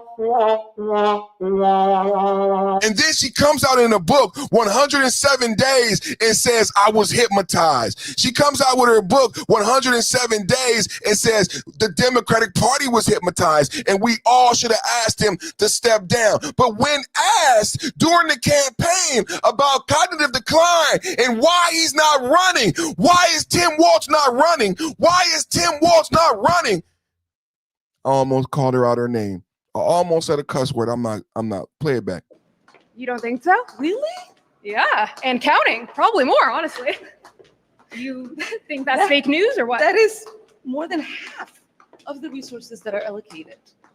Okay. So you genuinely, like, your brain has told you that it is possible. I don't know what that means, but are you at all concerned? Do I look concerned? I guess not. Okay. All right. What about the Minnesota fraud hearing? You didn't show up for that. Do you think you should have? Why should I have? Well, it happened in your state. Don't you want to defend your position? The Minnesota fraud hearing, she didn't even show up. She didn't even show up to the Minnesota fraud hearing. She didn't even show up to the Minnesota fraud hearing. There were people from my state that were there. Okay, but why not you? I mean, there's allegations that you're complicit in the fraud. Wouldn't you want to show up to Why would defend there your- be an allegation that I'm complicit? How would I be complicit? Well, what about Tim Do you Walz? just ask stupid questions? Is this your thing? I'm curious to get your thoughts. No, I mean, there's a lot of controversy around the issue. $9 billion in fraud in the state of Minnesota. $9 billion. You don't think so? Really? Yeah, and counting. Probably more, honestly. You think that's fake news or what? That is more than half of the resources that are allocated.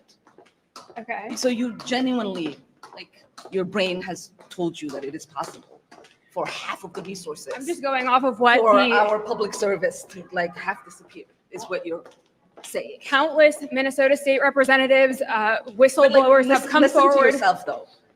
I'm Like, trying just think about that for a second. maybe if you showed up at the hearing, you would Just- know that just think whistleblowers about are that being for a second. retaliated against. Maybe if you showed up at the hearing, huh?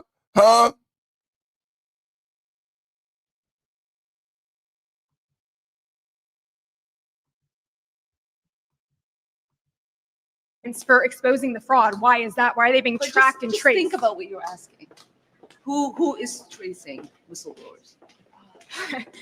Minnesota state officials, Tim Walz, anyone who dares to speak out against the government. Tim Walz is doing something to Yeah, whistleblowers? why is Tim Walz stepping down if he's, innocent?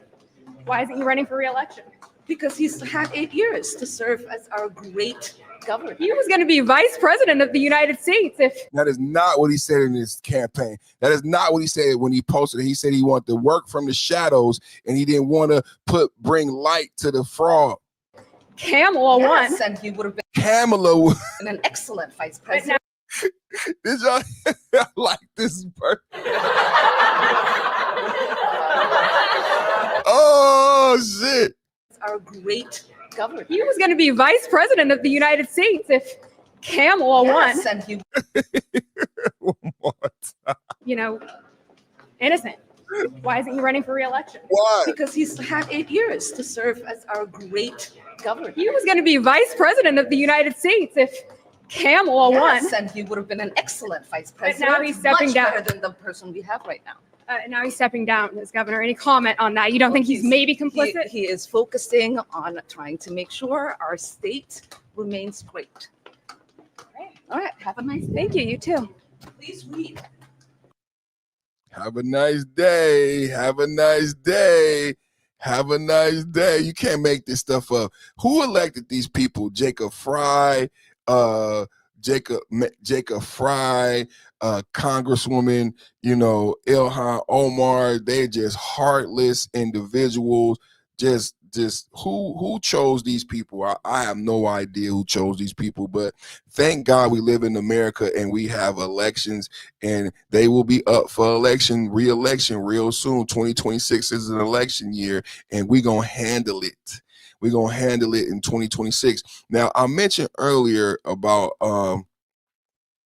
deportation flight from Minneapolis cap ICE surge in protest. Let's check this out. And then we're gonna check this out, and we're gonna go to I think I mentioned Tom Holman, and he has something to say too.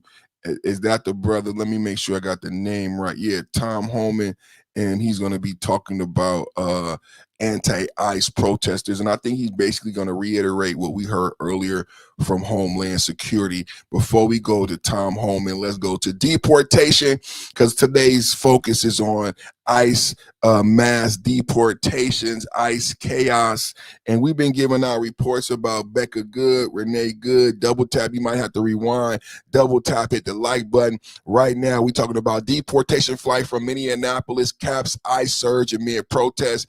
Operation Metro Surge in Minneapolis led over 1,500 arrests, mostly convicted criminals with ignored deportation orders. Can I get a pat on the back, y'all?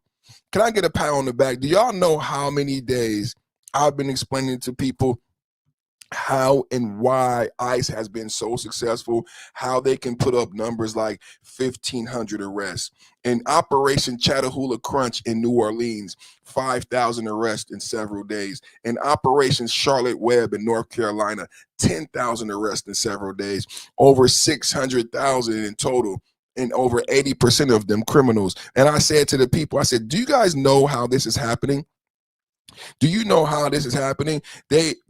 They have names, addresses, licenses of the individuals, and that's how they can arrest so many people in so many days. What's ironic to me is how lax that these people have become, that they are still living in the home despite being a criminal, despite having deportation orders. They are still driving the car. They are still doing all of the things and that's the thing that's surprising me, that they are still at this place. Right? Why haven't you left or either changed your name or anything like that? Right? So let's get into it. Let's get into it. Deportation, Operation Metro Surge in Minneapolis has already led to 1,500 arrests, mostly convicted criminals with ignored deportation orders. This is how they're finding everybody, you guys. I said how many people been here? How many people been subscribing, been watching, supporting the channel? Got a lot of new subscribers. I've been saying this every day. How is ICE getting so many people arrested so quickly? They have a list of names based on people who have already seen a judge. That's very different than what you may have heard from Democrats who say, oh, they got the right to see a judge and blah, blah, blah this and blah, blah, blah that. They haven't, they've already seen a judge, right? They came here during Biden-Kamala's open border, right? They came here during the Biden-Kamala open border, and then they committed a crime while they were here. When they committed a crime, they went to go see a judge. The judge said you have to self-deport. They did not self-deport. When they didn't self-deport, Donald Trump now came into office just like with Maduro. Maduro, right before Trump took office, Biden put a $25 million bounty on Maduro's head. Biden said Maduro is a dictator and not the legitimate president. Biden actually spoke with the president who was elect. Trump just released political prisoners in Venezuela. Guess who was one of the prisoners that Trump released? The opposition leader who was elected president, who Maduro jailed. He's free now. You won't hear this on liberal media. You won't hear the Democrats say that Trump is doing a great thing in Venezuela. You keep hearing actors and comedians talk shit about Trump. They don't know what the fuck they're talking about. I just said to you that days before Trump took office in January of 2025, Biden doubled down on Maduro, put 25 million on his head, said he was a dictator, and spoke with the newly elected president. Maduro put him in jail. He just was released by who? He just was released by who? He just was released by President Trump. The other opposition leader who won the Nobel Peace Prize, Maduro tried to kill her and put her in jail. Maria. The CIA had to sneak her out of Venezuela. The CIA had to sneak her out of Venezuela.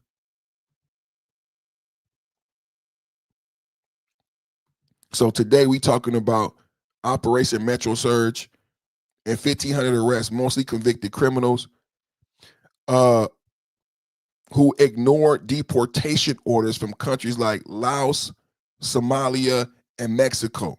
The effort ended with the chartered Boeing 737 flight Tuesday amid flashing lights and security, celebrated online as a win against sanctuary city policies. Tensions peaked after ICE agent Jonathan Ross shot and killed U.S. citizen Renee Good, 37, during a raid when her vehicle struck him.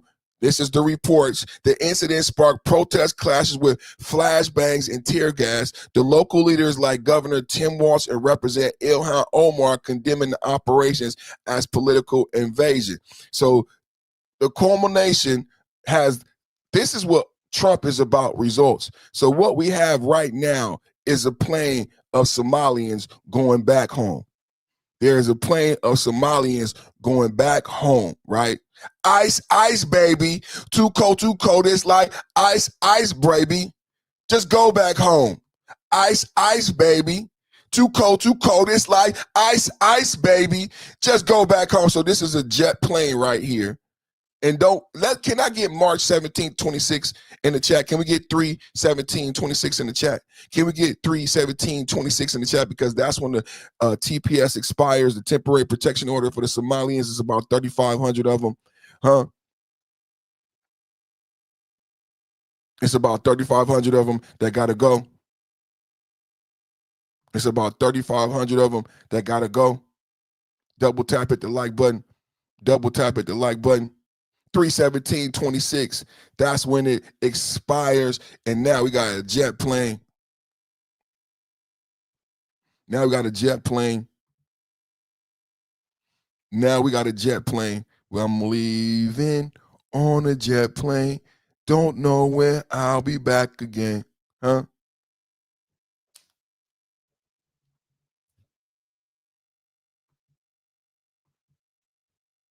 Let's take a look at the jet plane. Just in, literal busloads of illegals were just flown out of Minneapolis by DHS on a chartered Boeing 737, finally sent back to where they came from. This is despite the rioting obstruction done by the left. DHS is not slowing down. Keep pushing patriots. Keep pushing patriots.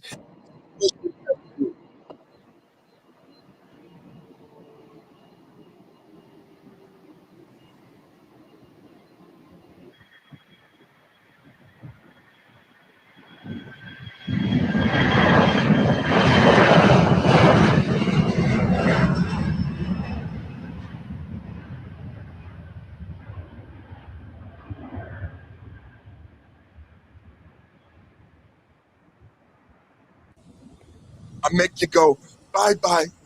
I make you go, bye-bye. I make you go, bye-bye. Look at Darlene said bye. That's what I was just singing. I was just singing. I make you go, bye-bye. Huh? I make you go, bye-bye. In the chat, everybody, I make you go, bye-bye.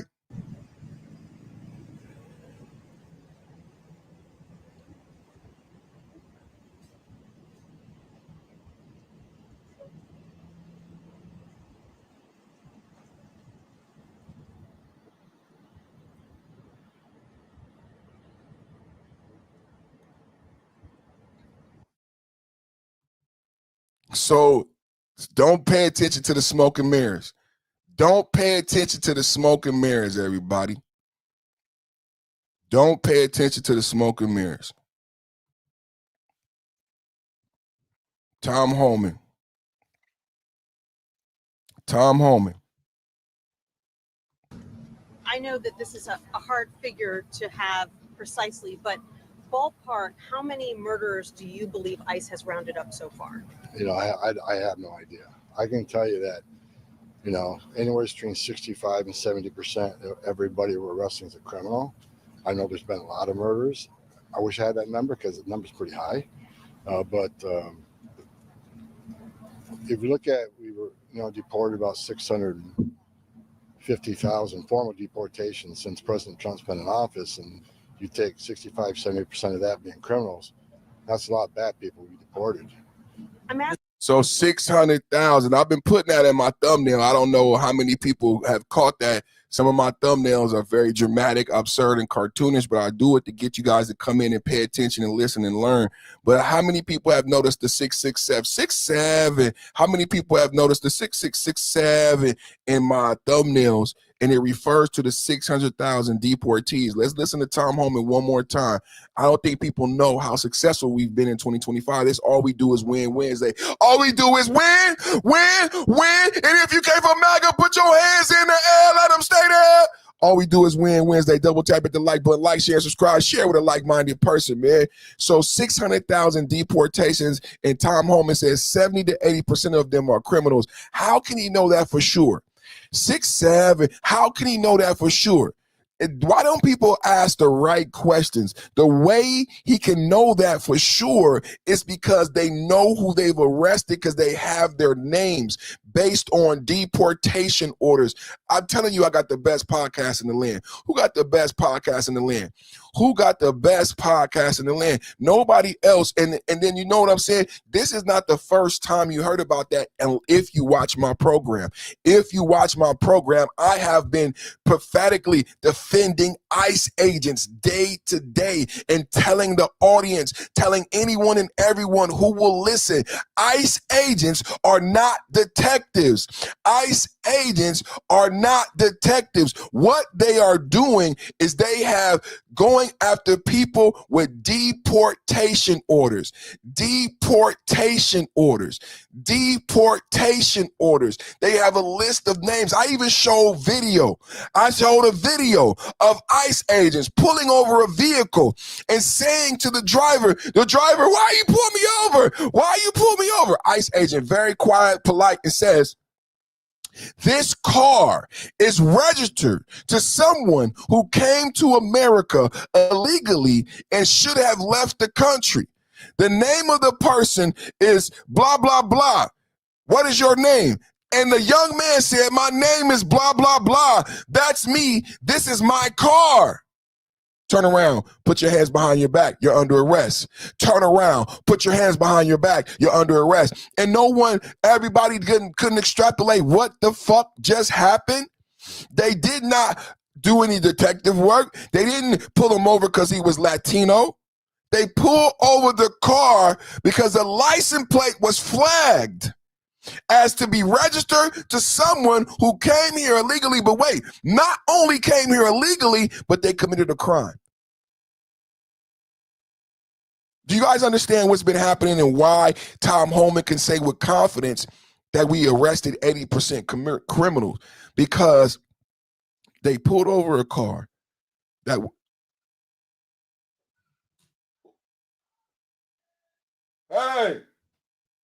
they pulled over a car that was registered to a person who was in the country illegally. How did they know that person was in the country illegally? These are the logical questions. Remember, I told you math and science. These are the logical questions you should ask. They pulled over a car and said, this car is registered to someone who was here illegally. How did they know that? Because the person the car is registered to was arrested for a crime, saw a judge, and that judge told that person they need to self-deport by a certain date. Somalians, about 3,500 Somalians have been given a similar date of March 17th by Trump. The temporary protection status expires. So that means they have to self-deport, buy their own ticket, get their own boat, and get out of America. You can reach me by trailway. You can reach me by aeroplane. I don't care how you get out. Just get out if you can. I said, you can reach me by railway. You can reach me by aeroplane.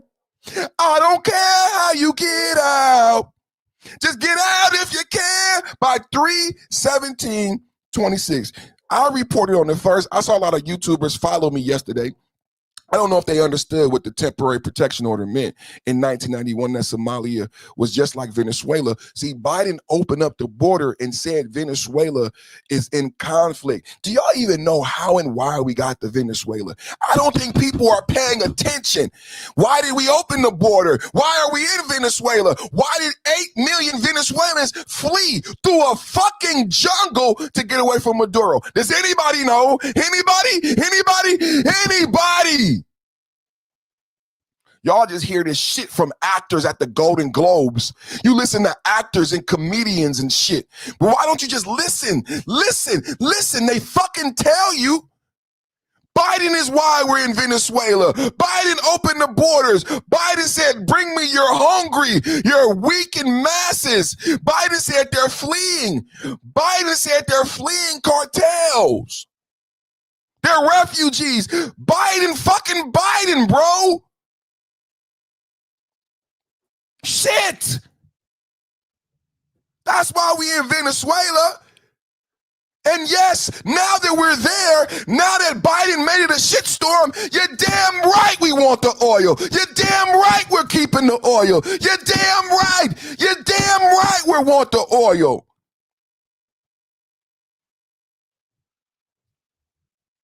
Biden doubled down. And no one is having this talk. Do you understand the video that I showed? Remember what I showed? They pulled over a car registered to someone who came here illegally. How did they know? Because the person committed a crime. That flagged the federal government. Hold on. Let me show something else. Let me show something else. Let me give you some background. Let me show something else. Let me show something else. That flagged the federal government. Let me show something else. Hold on.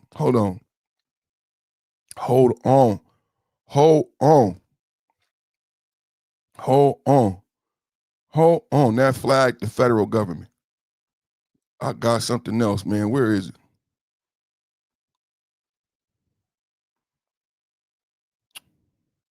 Man, shit. I had something else, man, about flagging the federal government. But let's go back to Tom Homan. I just wanted you guys to understand when Tom Homan says we got 60 to 80% criminals, there's a reason he can say that with confidence. It's because they've been given deportation orders under Biden, and Biden never made them leave. They were given. I know that this is a hard figure to have precisely, but ballpark, how many murderers do you believe ICE has rounded up so far? You know, I have no idea. I can tell you that, you know, anywhere between 65 and 70% of everybody we're arresting is a criminal. I know there's been a lot of murders. I wish I had that number because the number's pretty high. But if you look at, we were, you know, deported about 650,000 formal deportations since President Trump's been in office, and you take 65, 70% of that being criminals, that's a lot of bad people we deported. I'm asking because President Trump said yesterday that there are hundreds of thousands of murderers that ICE is going after. There's a lot of murders. I just don't have that number with me. That number seems to keep growing all the time. What do you think is a more realistic number of how many murderers? I'm not saying the president isn't realistic. I don't have those numbers in front of me. There are hundreds of thousands of people on the loose who committed murders in the U.S. Yes. Yes. We play here a video of Kristi Noem when she touched down with 2,000 ICE agents in Minneapolis knocking on the door. Again, another great example. I showed you a video of them pulling over a car. Another great example when Kristi Noem goes with about 50 ICE agents to a house. And the video says this is the caption: Ecuadorian immigrant has a warrant for murder in Ecuador. And they knock on the door.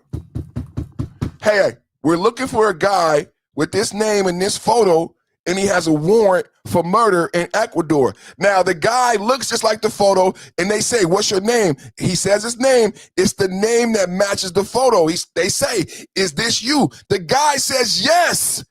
The guy said he doesn't even fight back, bro. He don't fight back. He don't argue. Kristi Noem, 50 ICE agents knock on the door. How do they know? Because he committed a crime. It flagged the federal government. What I'm surprised about that he was still living at the damn house. Why are you living in the house where you got a federal crime? They knock on the door. Hey, we looking for a guy with a warrant for murder. His name, and this is his photo. It looks like you. What's your name? He gives the name. It's the same name. He looks like is this you? He says yes. He doesn't fight back. It's a very quiet. He turns around, they arrest him. You see Kristi Noem and the 50 agents walk him to the van. He doesn't even fight back, bro. He doesn't fight back. He doesn't yell. He doesn't lie. He doesn't lie about the fact that, yeah, I got a warrant. He doesn't even lie for murder. He's not committing a crime. He's at home.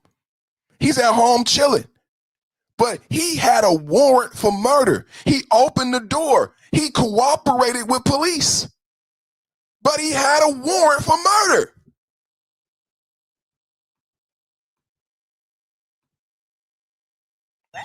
I think we arrest a lot of murderers, and I don't have a number, and I'm not going to comment on President Comics. I don't have that data in front of me. Mr. Homan, with the defunding of sanctuary jurisdictions, could you say anything about what funds are going to be pulled back and which are not? And can you also describe your relationship with Mayor Mamdani versus Eric Adams?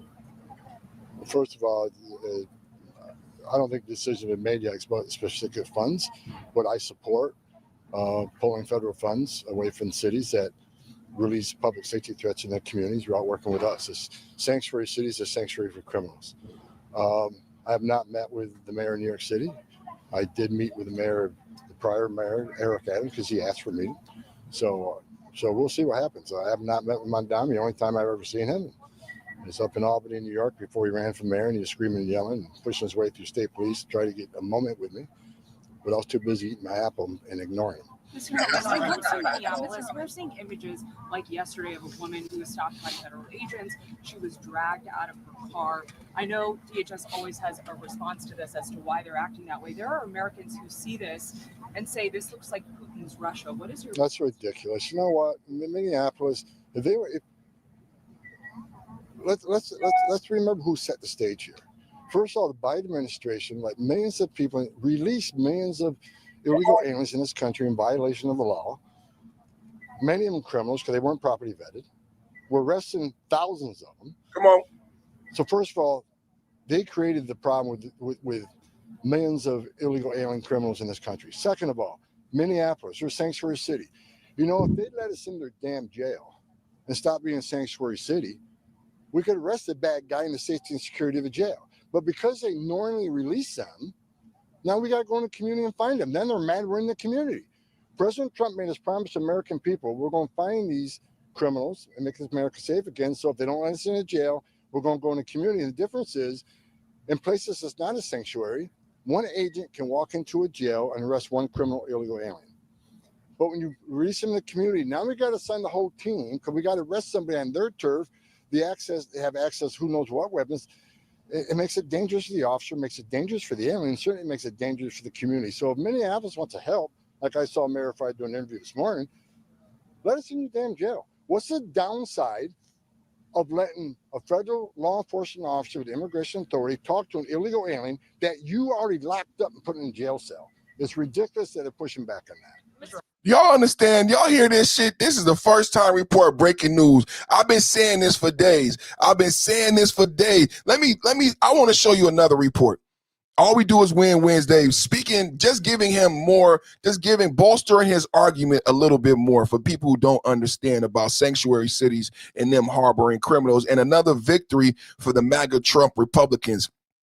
I was doing some research and I found that a federal judge ruled that Washington State has to overturn all documents. So what he's referring to is sanctuary cities prohibit us from doing our job in an easy way and getting out criminal illegals and people who have come here illegally and making sure that we can do this easily without harm, right? So this is something that I also found when I did my research, right? This is something I also found. Federal judge recently ruled that Washington State, along with other states, must turn over basic biographical and contact data, name, address, date of birth, ID/citizenship or status about certain Medicaid enrollees to ICE for immigration enforcement, but blocked in sharing of sensitive health information, so they won't see HIPAA, affirming federal authority to access eligible data. Remember, federal law is supreme. You learned that here today. Federal law is above state, city, and local law. This is, again, the federal supremacy, the long arm of the law at work. Federal authority to access eligible data while upholding privacy for broader health records. The ruling allows the sharing of basic info like name, location, and status, but stops the sharing of detailed records, right? This is so important. What was allowed? Allowed sharing of basic info, citizenship status, so they will know when they pick up these people. This is what I've been saying the whole time. They know whether or not you're a citizen, the address, the phone, date of birth, but no sensitive data. The decision was made late December 2025 with the data sharing resuming January 5th, 2026 for some categories. Why? The judge found that the federal government has the right to verify eligibility, that sharing basic data is authorized by law, but broader data sharing lacked proper justification. So what's happening in sanctuary cities they are refusing, and Trump just had another victory. Trump just got another victory. Do you guys understand what I'm reporting here today? This is All You Do Is Win Wednesday. I know it's a lot. I talk fast. I talk ahead of my audience, but I'm giving you data, I'm giving you information, right? We just got another victory of how we are able to locate who is a criminal, who is here, who shouldn't be here, with their address, and how to pick them up without incident, right? And what you need to know about Renee Good and what you saw is that in the whistles, in the ICE watch, is that ICE has an address. ICE is driving to that address. ICE watch is American white bodies who follow around federal agents and try to stop them. So ICE already knows where they're going. A lot of people didn't understand that day when Renee was blocking them. ICE has somewhere to go. They have a location to go arrest a criminal. What the ICE watch does is get in front of them and try to prohibit them and then blow whistles. When they blow the whistles, now they are alerting maybe the person in the house who knows their status. Hey, ICE is here. ICE is not doing detective work. ICE already knows where to go. They drive through the neighborhood to a specific address and knock on the door. ICE Watch follows ICE. And then when ICE pulls over and goes to go apprehend the person who they already have the name of, that's when the whistle blows. That's when the distraction, that's when the triangulation happens, and they try to block them in, prohibit them from getting the person into the vehicle. It's mayhem on the streets. It's absolutely mayhem on the streets. Reaction on some of the when it comes to some of the ICE agents that are going door to door in places like Minneapolis. I'm just curious how you square some of those going into these homes with the Fourth Amendment search and seizure. Yeah, how do you square those two things? And is there any potential violation of Fourth Amendment with some of these ICE agents' activities going into some? If any ICE agent, Border Patrol violates policy, they're allowed to be held accountable. But we got to remember that, you know, there's a lot of confusion out there, difference between reasonable suspicions and probable cause. If an officer gathers reasonable suspicion from a myriad of circumstances, a bunch of factors, they can temporarily detain and question somebody on an immigration interview.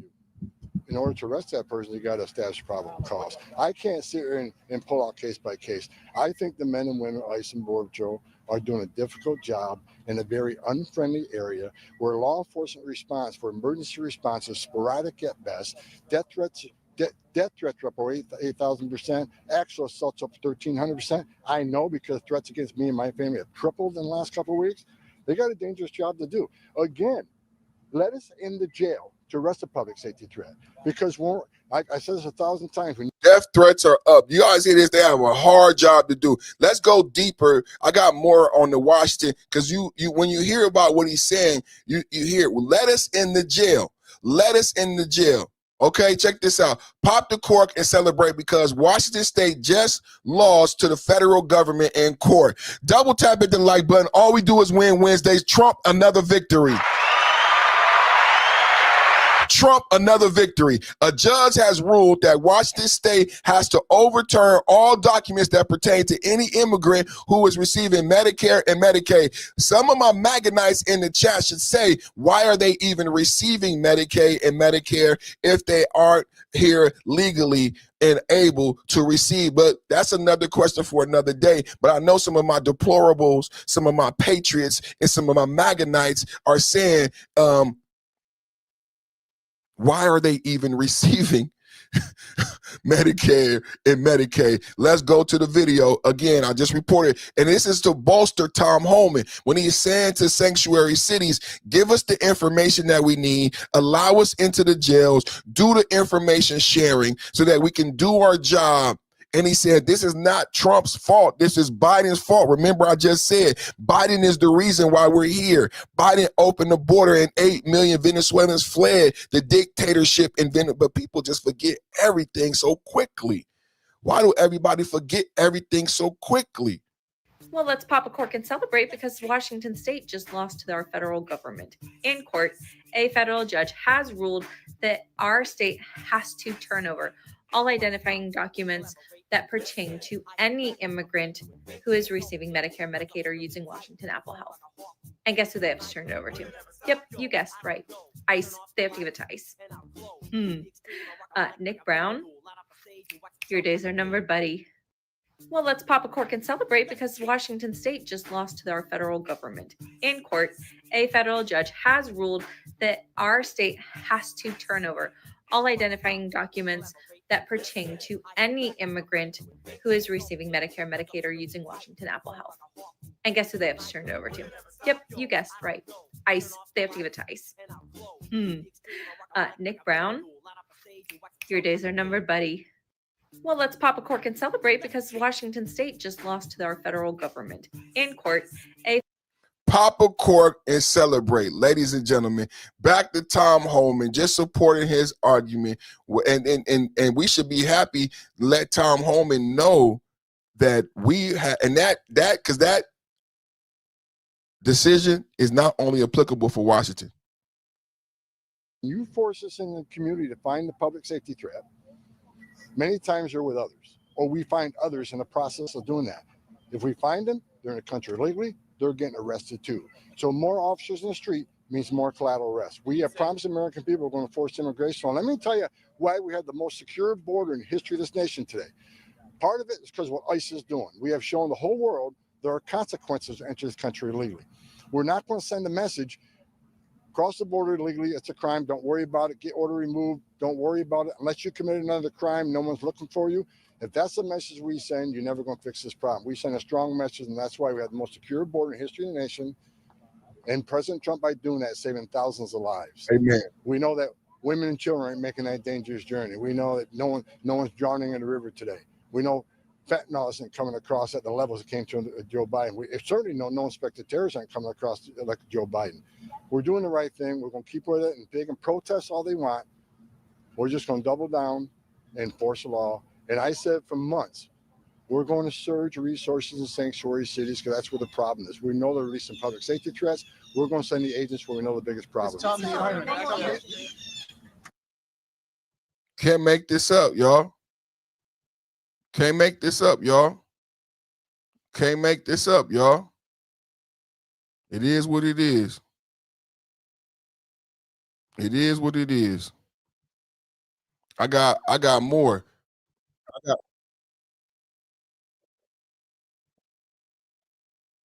I want to be clear too, because Tom Holman said a lot and there was some discrepancy in the chat. I think we got to clear up some stuff in the chat, y'all. Let's clear up some stuff. Tom Holman said a lot and there was some discrepancies in the chat. Let's clear some things up in the chat, y'all.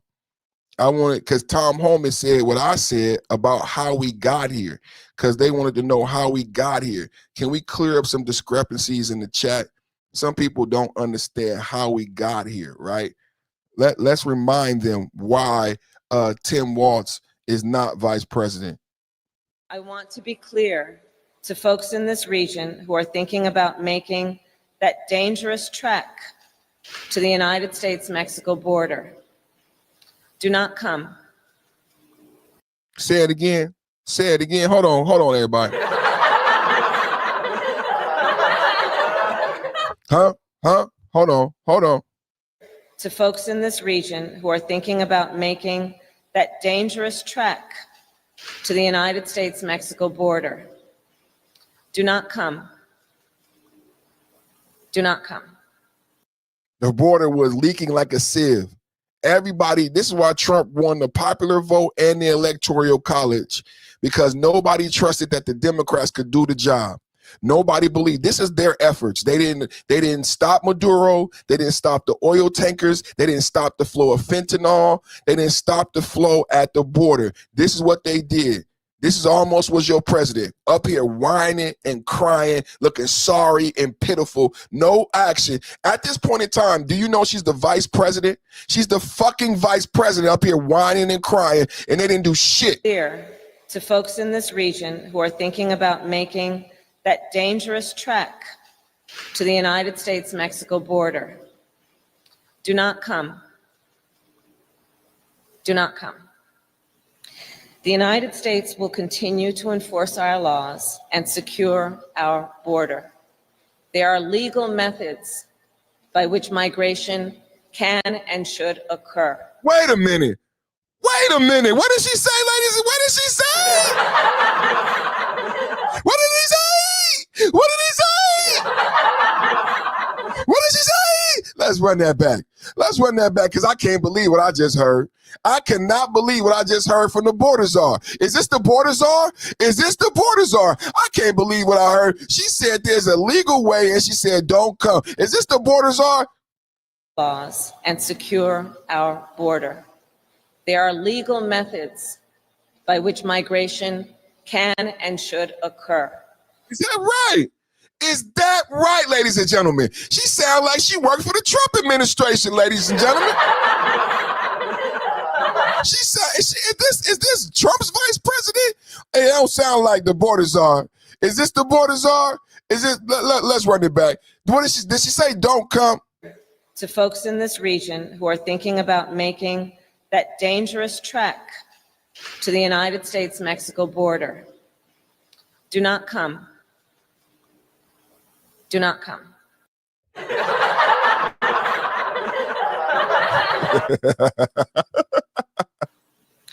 The United States will continue to enforce our laws and secure our border.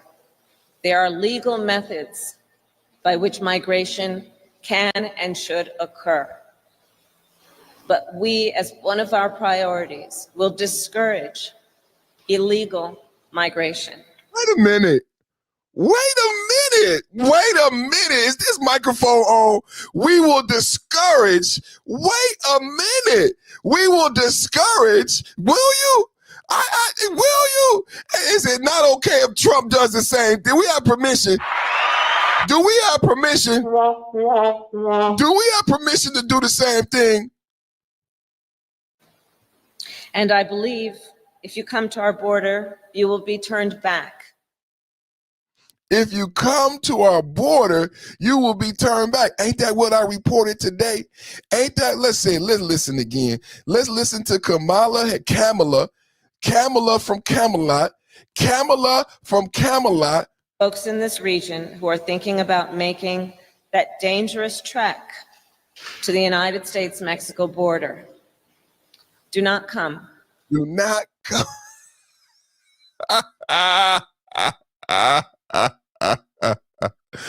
Oh man. Oh man. Oh man. Do not come. Do not come. Do not come. That's what it was. Don't come. But Jay just did 3 times.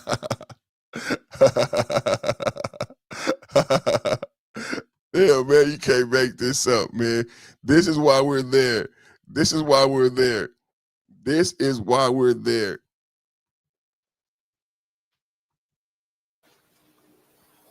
Do not come. The United States will continue to enforce our laws and secure our border. There are legal methods by which migration can and should occur. But we, as one of our priorities, will discourage illegal migration. And I believe if you come to our border, you will be turned back. I believe so too. I believe so too. If you come to our border, you will be turned back. If you come to our border, you will be turned back. It was a remix. It was a remix to that. It was a remix to that. Did anybody ever see the remix?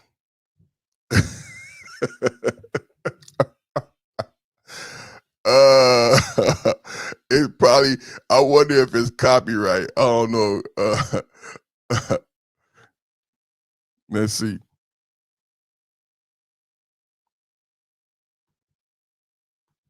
Let me see if I could, let's see. Let's take a look at the remix. Y'all want to see the remix like Puffy? It's the remix. It's the remix. Let's take a look at the remix. Let's take a look at the remix just for fun. Just for fun. Can we have a little fun? Double tap at the like button. Thank y'all everybody for watching. Let's look at somebody in the chat said, play it. Play it. Play it, DJ. Play it. Do not come. I'm gonna come.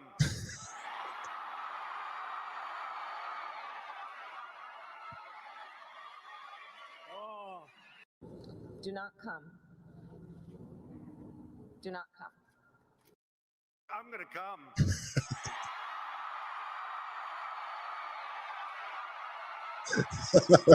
Ah! Do not come. I'm gonna come.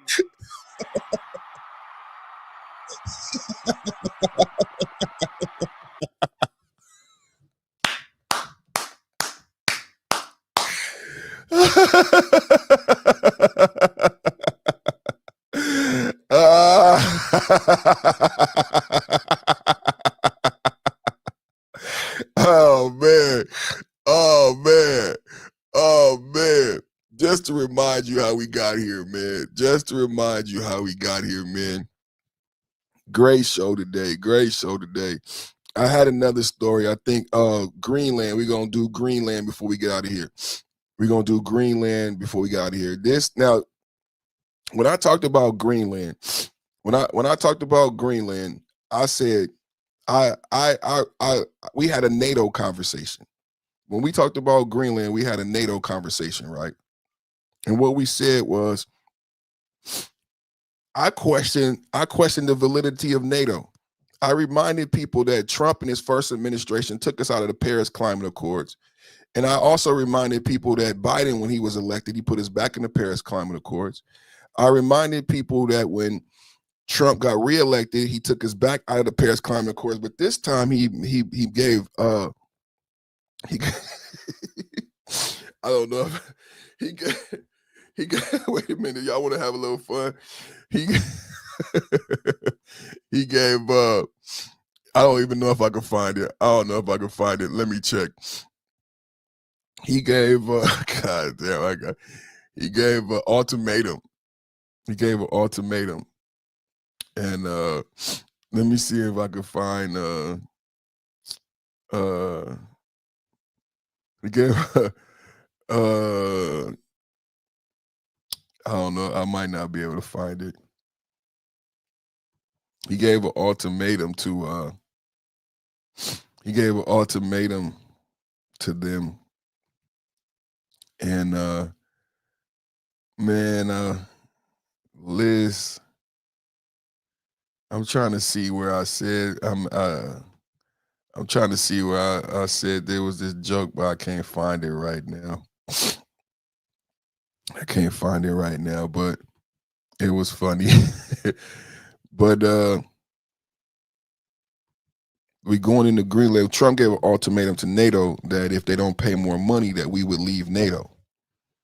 And a lot of people were America first and make America great again. As we talk about the day we had this discussion, we were discussing Macron, French President Macron. And these people seem to be presidents forever. Has anybody ever noticed this? Zelensky had been president since 2014. Maduro was president for over 10 years. We're the only people that be doing democracy right. America's the best country. But we're talking about French President Macron. And Macron was talking shit about America in the Ukraine peace process, in the Israel peace process.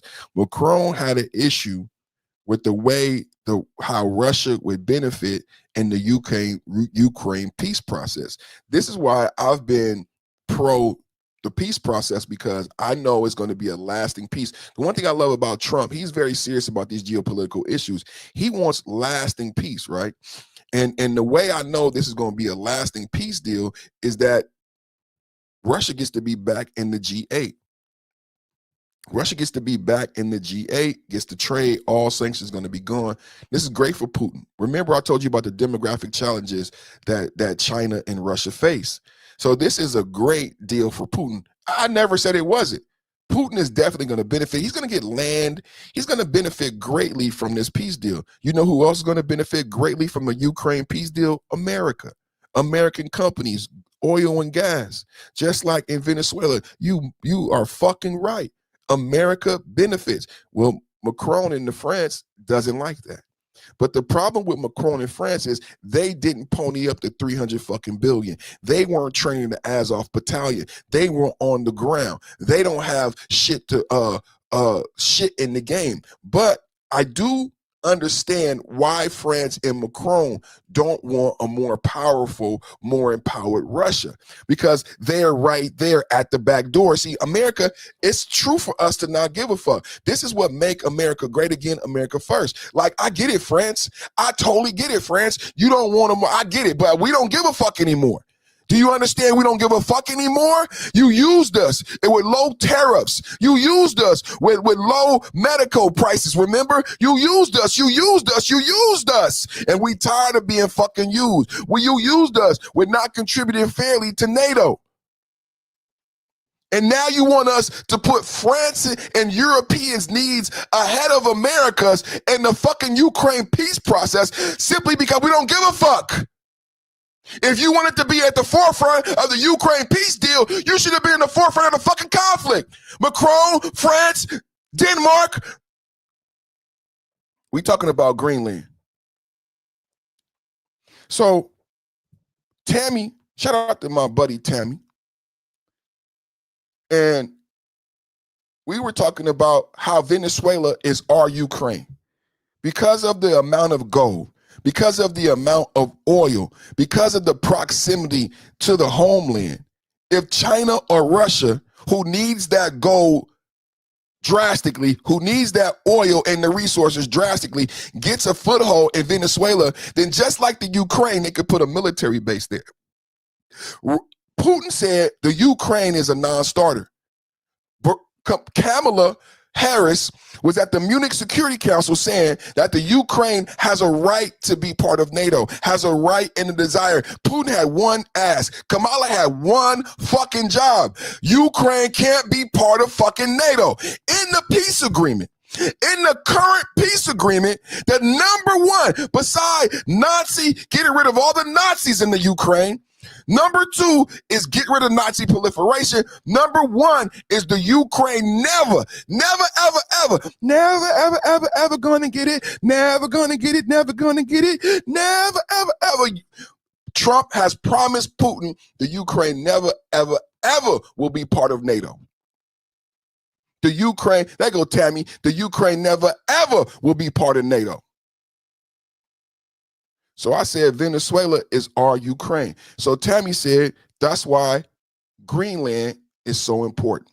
And we went down the rabbit hole of Greenland. And Tammy, I got a video today. After we talk about the lack of support from NATO, the lack of support from France, the lack of monetary support, military support, I got a video where they shitting on us again. Remember the other day I read to you where Denmark said that they will shoot at anybody, including the United States NATO ally. Now, right here today, what I'm reading, Trump revises pushes for U.S. control of Greenland for missile defense. Tammy was right again. Tammy was right again. W chat.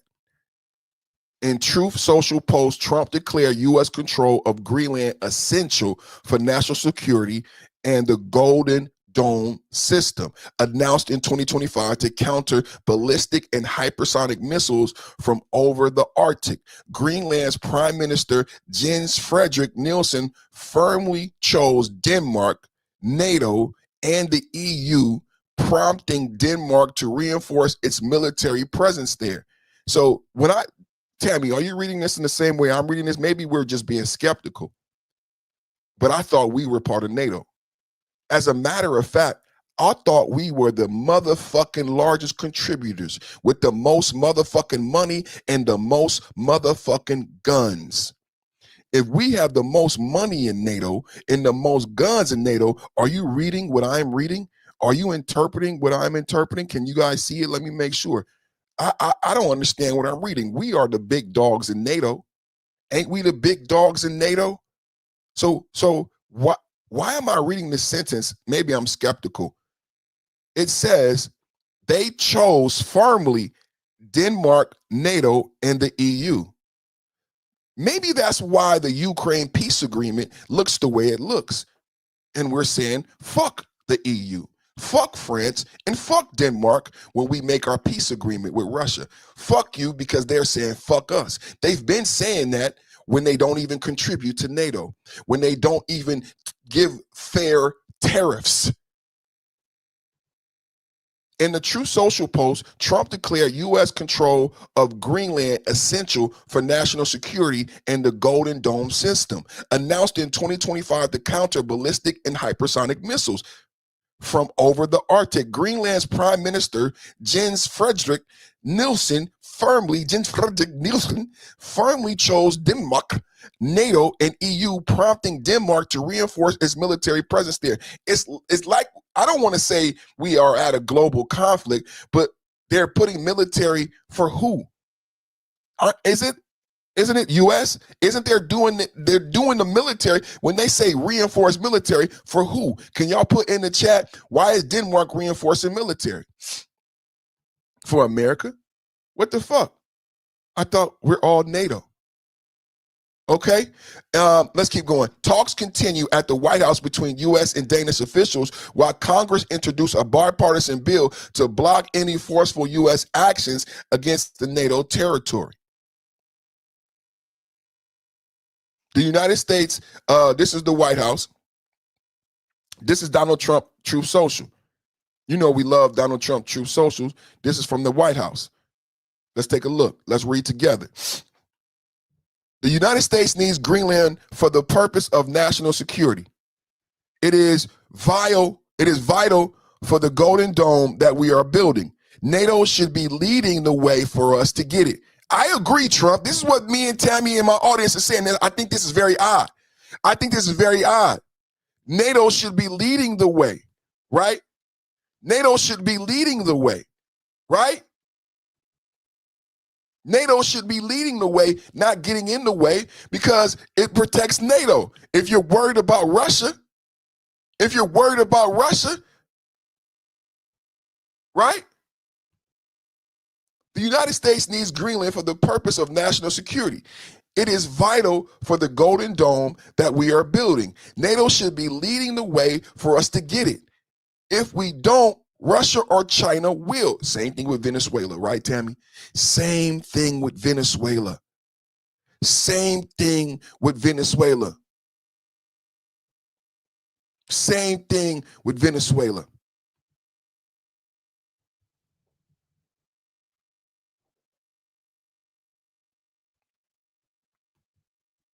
Let's keep going.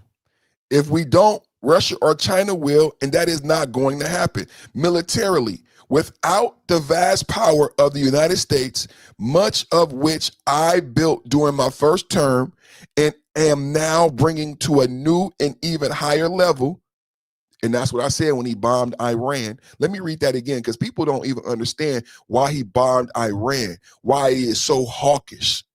Without the vast power of the United States, much of which I built during my first term and am now bringing to a new, even higher level, NATO would not be an effective force or deterrent, not even close. They know that. And so do I. NATO becomes far more formidable and effective with Greenland in the hands of the United States. Anything less than that is unacceptable. Thank you for your attention. Thank you, Donald Trump. Tammy, ain't this what you've been saying? Ain't this what you've been saying? This is what we've been saying. And then Donald Trump, I think they've been watching our podcast. Tammy, I think they've been watching our podcast. I think they've been watching our podcast. I like the way he's speaking. It sounds like what we said. NATO did screw us over for decades. NATO did screw us over for decades. That's a fact. That's a fact. Someday the entire world will realize all the president sacrifices this man made to save not just America, but the world. That's a fact. Now, let me show y'all something else. Tammy, this is what I saw that really got me, that got my goat, that got my jib. Because these people don't seem like friends, bro. NATO was supposed to be allies. And remember what I read? They left us out. Just then, in a jaw-dropping declaration, Greenland's Prime Minister Drings Fredrik Nielsen announced that if we had to choose between the United States and Denmark, here and now, we choose Denmark, we choose NATO, the Kingdom of Denmark, and the EU, as if we don't matter. Why the fuck are we in Ukraine? Why the fuck are we in Ukraine? Did you hear this shit? I'm so pissed, bro. I'm so pissed, bro. Why are we in the Ukraine? Why are we helping them, bro? And they just piss on us, bro. No shit, NATO. It ain't even secretly going against us. This is them. This is NATO saying, fuck us. This ain't secret no more. This ain't NATO secretly going against us. This is out in the front. Macron has said the same. French President Macron has said the same. Yeah, NATO has said fuck the United States under the guise of orange man bad. But that's how they always felt. Listen to this, Tammy.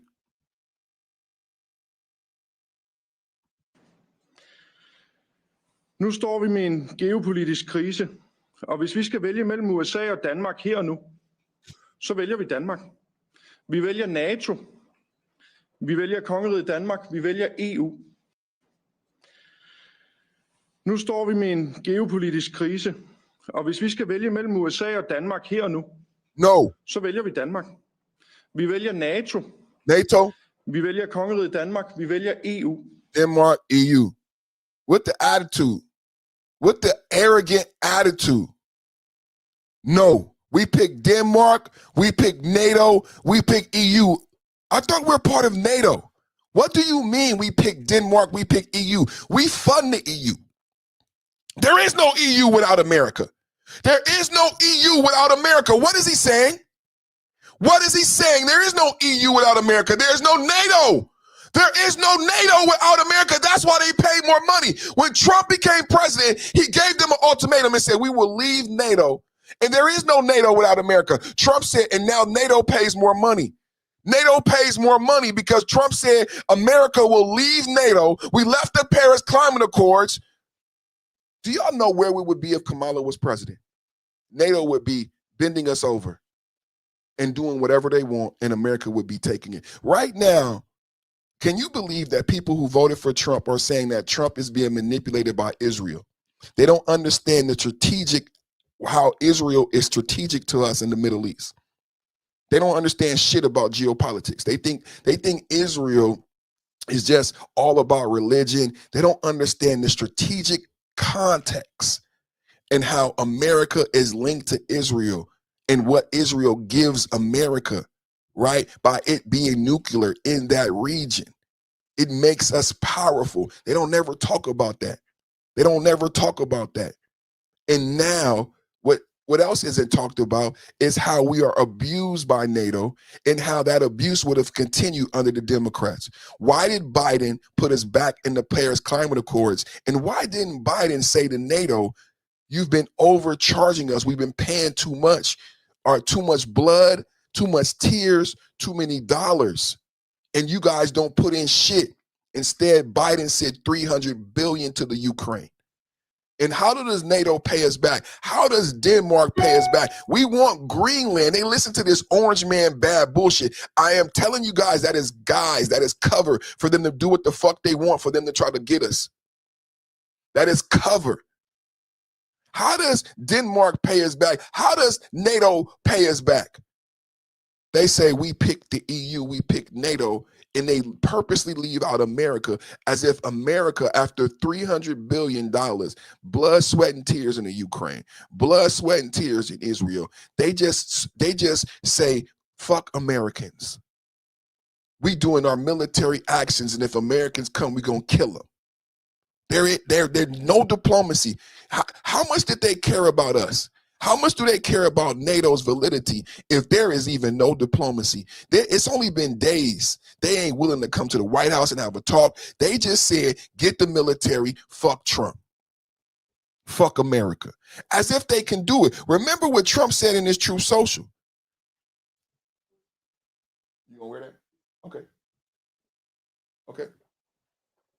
Oh, I didn't know. Oh, time to go, you guys. That's my wife. She just hit the button. That's my wife. She just hit the button. That's my wife. She just hit the button. Yeah, NATO. Listen, let me play it again. Let me play it again. Nu står vi med en geopolitisk krise, og hvis vi skal vælge mellem USA og Danmark her og nu, så vælger vi Danmark. Vi vælger NATO. NATO. Vi vælger kongeriget Danmark. Vi vælger EU. Y'all hear that shit? Y'all hear that shit, man? I'm hurt. I'm heartbroken. If it wasn't for Trump, Greenland isn't ours to take. Oh man, Greenland isn't ours to take. They don't understand monopoly. They don't understand geopolitics. Let me read again. As I close out today, I'm going to read that Truth Social one more time. Because this is for the dum-dums. This is for the dum-dums. This is for the dum-dums. Because whether you like it or not, just like Venezuela, they don't get it, Tammy. They don't understand that China can't produce enough oil to energize its country. Russia can't either. China needs the oil in Venezuela. Russia needs the oil. They need the resources for the superconductor chips for Web 3.0. Like, if we don't get Venezuela, then we get left behind in the future. They are full of shit. They don't get it. There is no fucking choice. There is no fucking choice. They have the most gold on the globe, the most oil on the globe. Whoever controls Venezuela controls the globe. There is no fucking choice. It's not even up for conjecture. We have to have Venezuela, besides the fact that it's 30 minutes away with ballistic missiles. That if we were pussies and we let Biden just give away Venezuela, then China would have nuclear missiles that could reach us and just control us. It's over at that point. Do you realize it's over at that point? If China or Russia gets a foothold in Venezuela, it's done for America. And they are not going to be playing footsie. They're not going to be playing nice guy like all you Democrats. Oh, Venezuela gets to be their own. China and Russia not going to give a fuck. They need that oil. They are global superpowers. China and Russia are global. Look at what they've done in Africa. They are global superpowers. And if it comes to China dying or going to Venezuela, they would have went to Venezuela and took the oil. It was an imperative for us to secure the oil in Venezuela. It secured national security, whether you knew that or not. And now Trump with Greenland is saying that it's imperative to the Golden Dome. Everybody talked about Israel and their dome. When this is how the Democrats sell it to you, right? Israel has a dome that we pay for. So now Trump says we need Greenland because we need a dome to protect Americans. Americans said they didn't like the fact that Israel had a dome and we don't have a dome.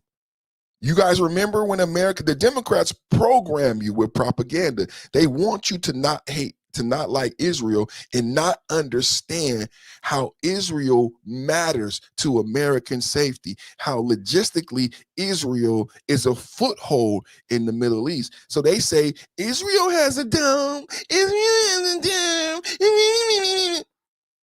We need Israel to have a dome. We want Israel to have a dome. We need Israel to be there. We want Israel to be there. So Trump says the Golden Dome is to protect Americans. How come, Tammy, how come they don't remember? Tammy, how come they don't remember when they were bitching and pissing and moaning about the dome in Israel? And they were complaining and saying they wanted a dome. Now Trump is giving them the dome. Yes, we need Israel. Now Trump is saying Golden Dome, Greenland, to protect America and NATO. Because you were bitching. You were bitching about Israel having a dome. Golden Dome to protect America and NATO. Give us fucking Greenland. We don't even want to take it. The dome is going to protect you too, you stupid fuck. The dome is going to protect you too. It's a NATO dome. It's a Golden Dome to protect all of us from invasion. Protect you too, Denmark. Protect you too, EU. Protect NATO. The Golden Dome is to protect NATO. Israel has a dome. Israel has a dome, right? They don't remember the Cold War. They don't remember any of this. How many people even know Israel has a dome? When I say Golden Dome, do they even know what the technology Trump is referring to? This is the whole thing. I know sometimes I speak ahead of my audience because I'm reading the report. I know in my heart and mind that you don't know.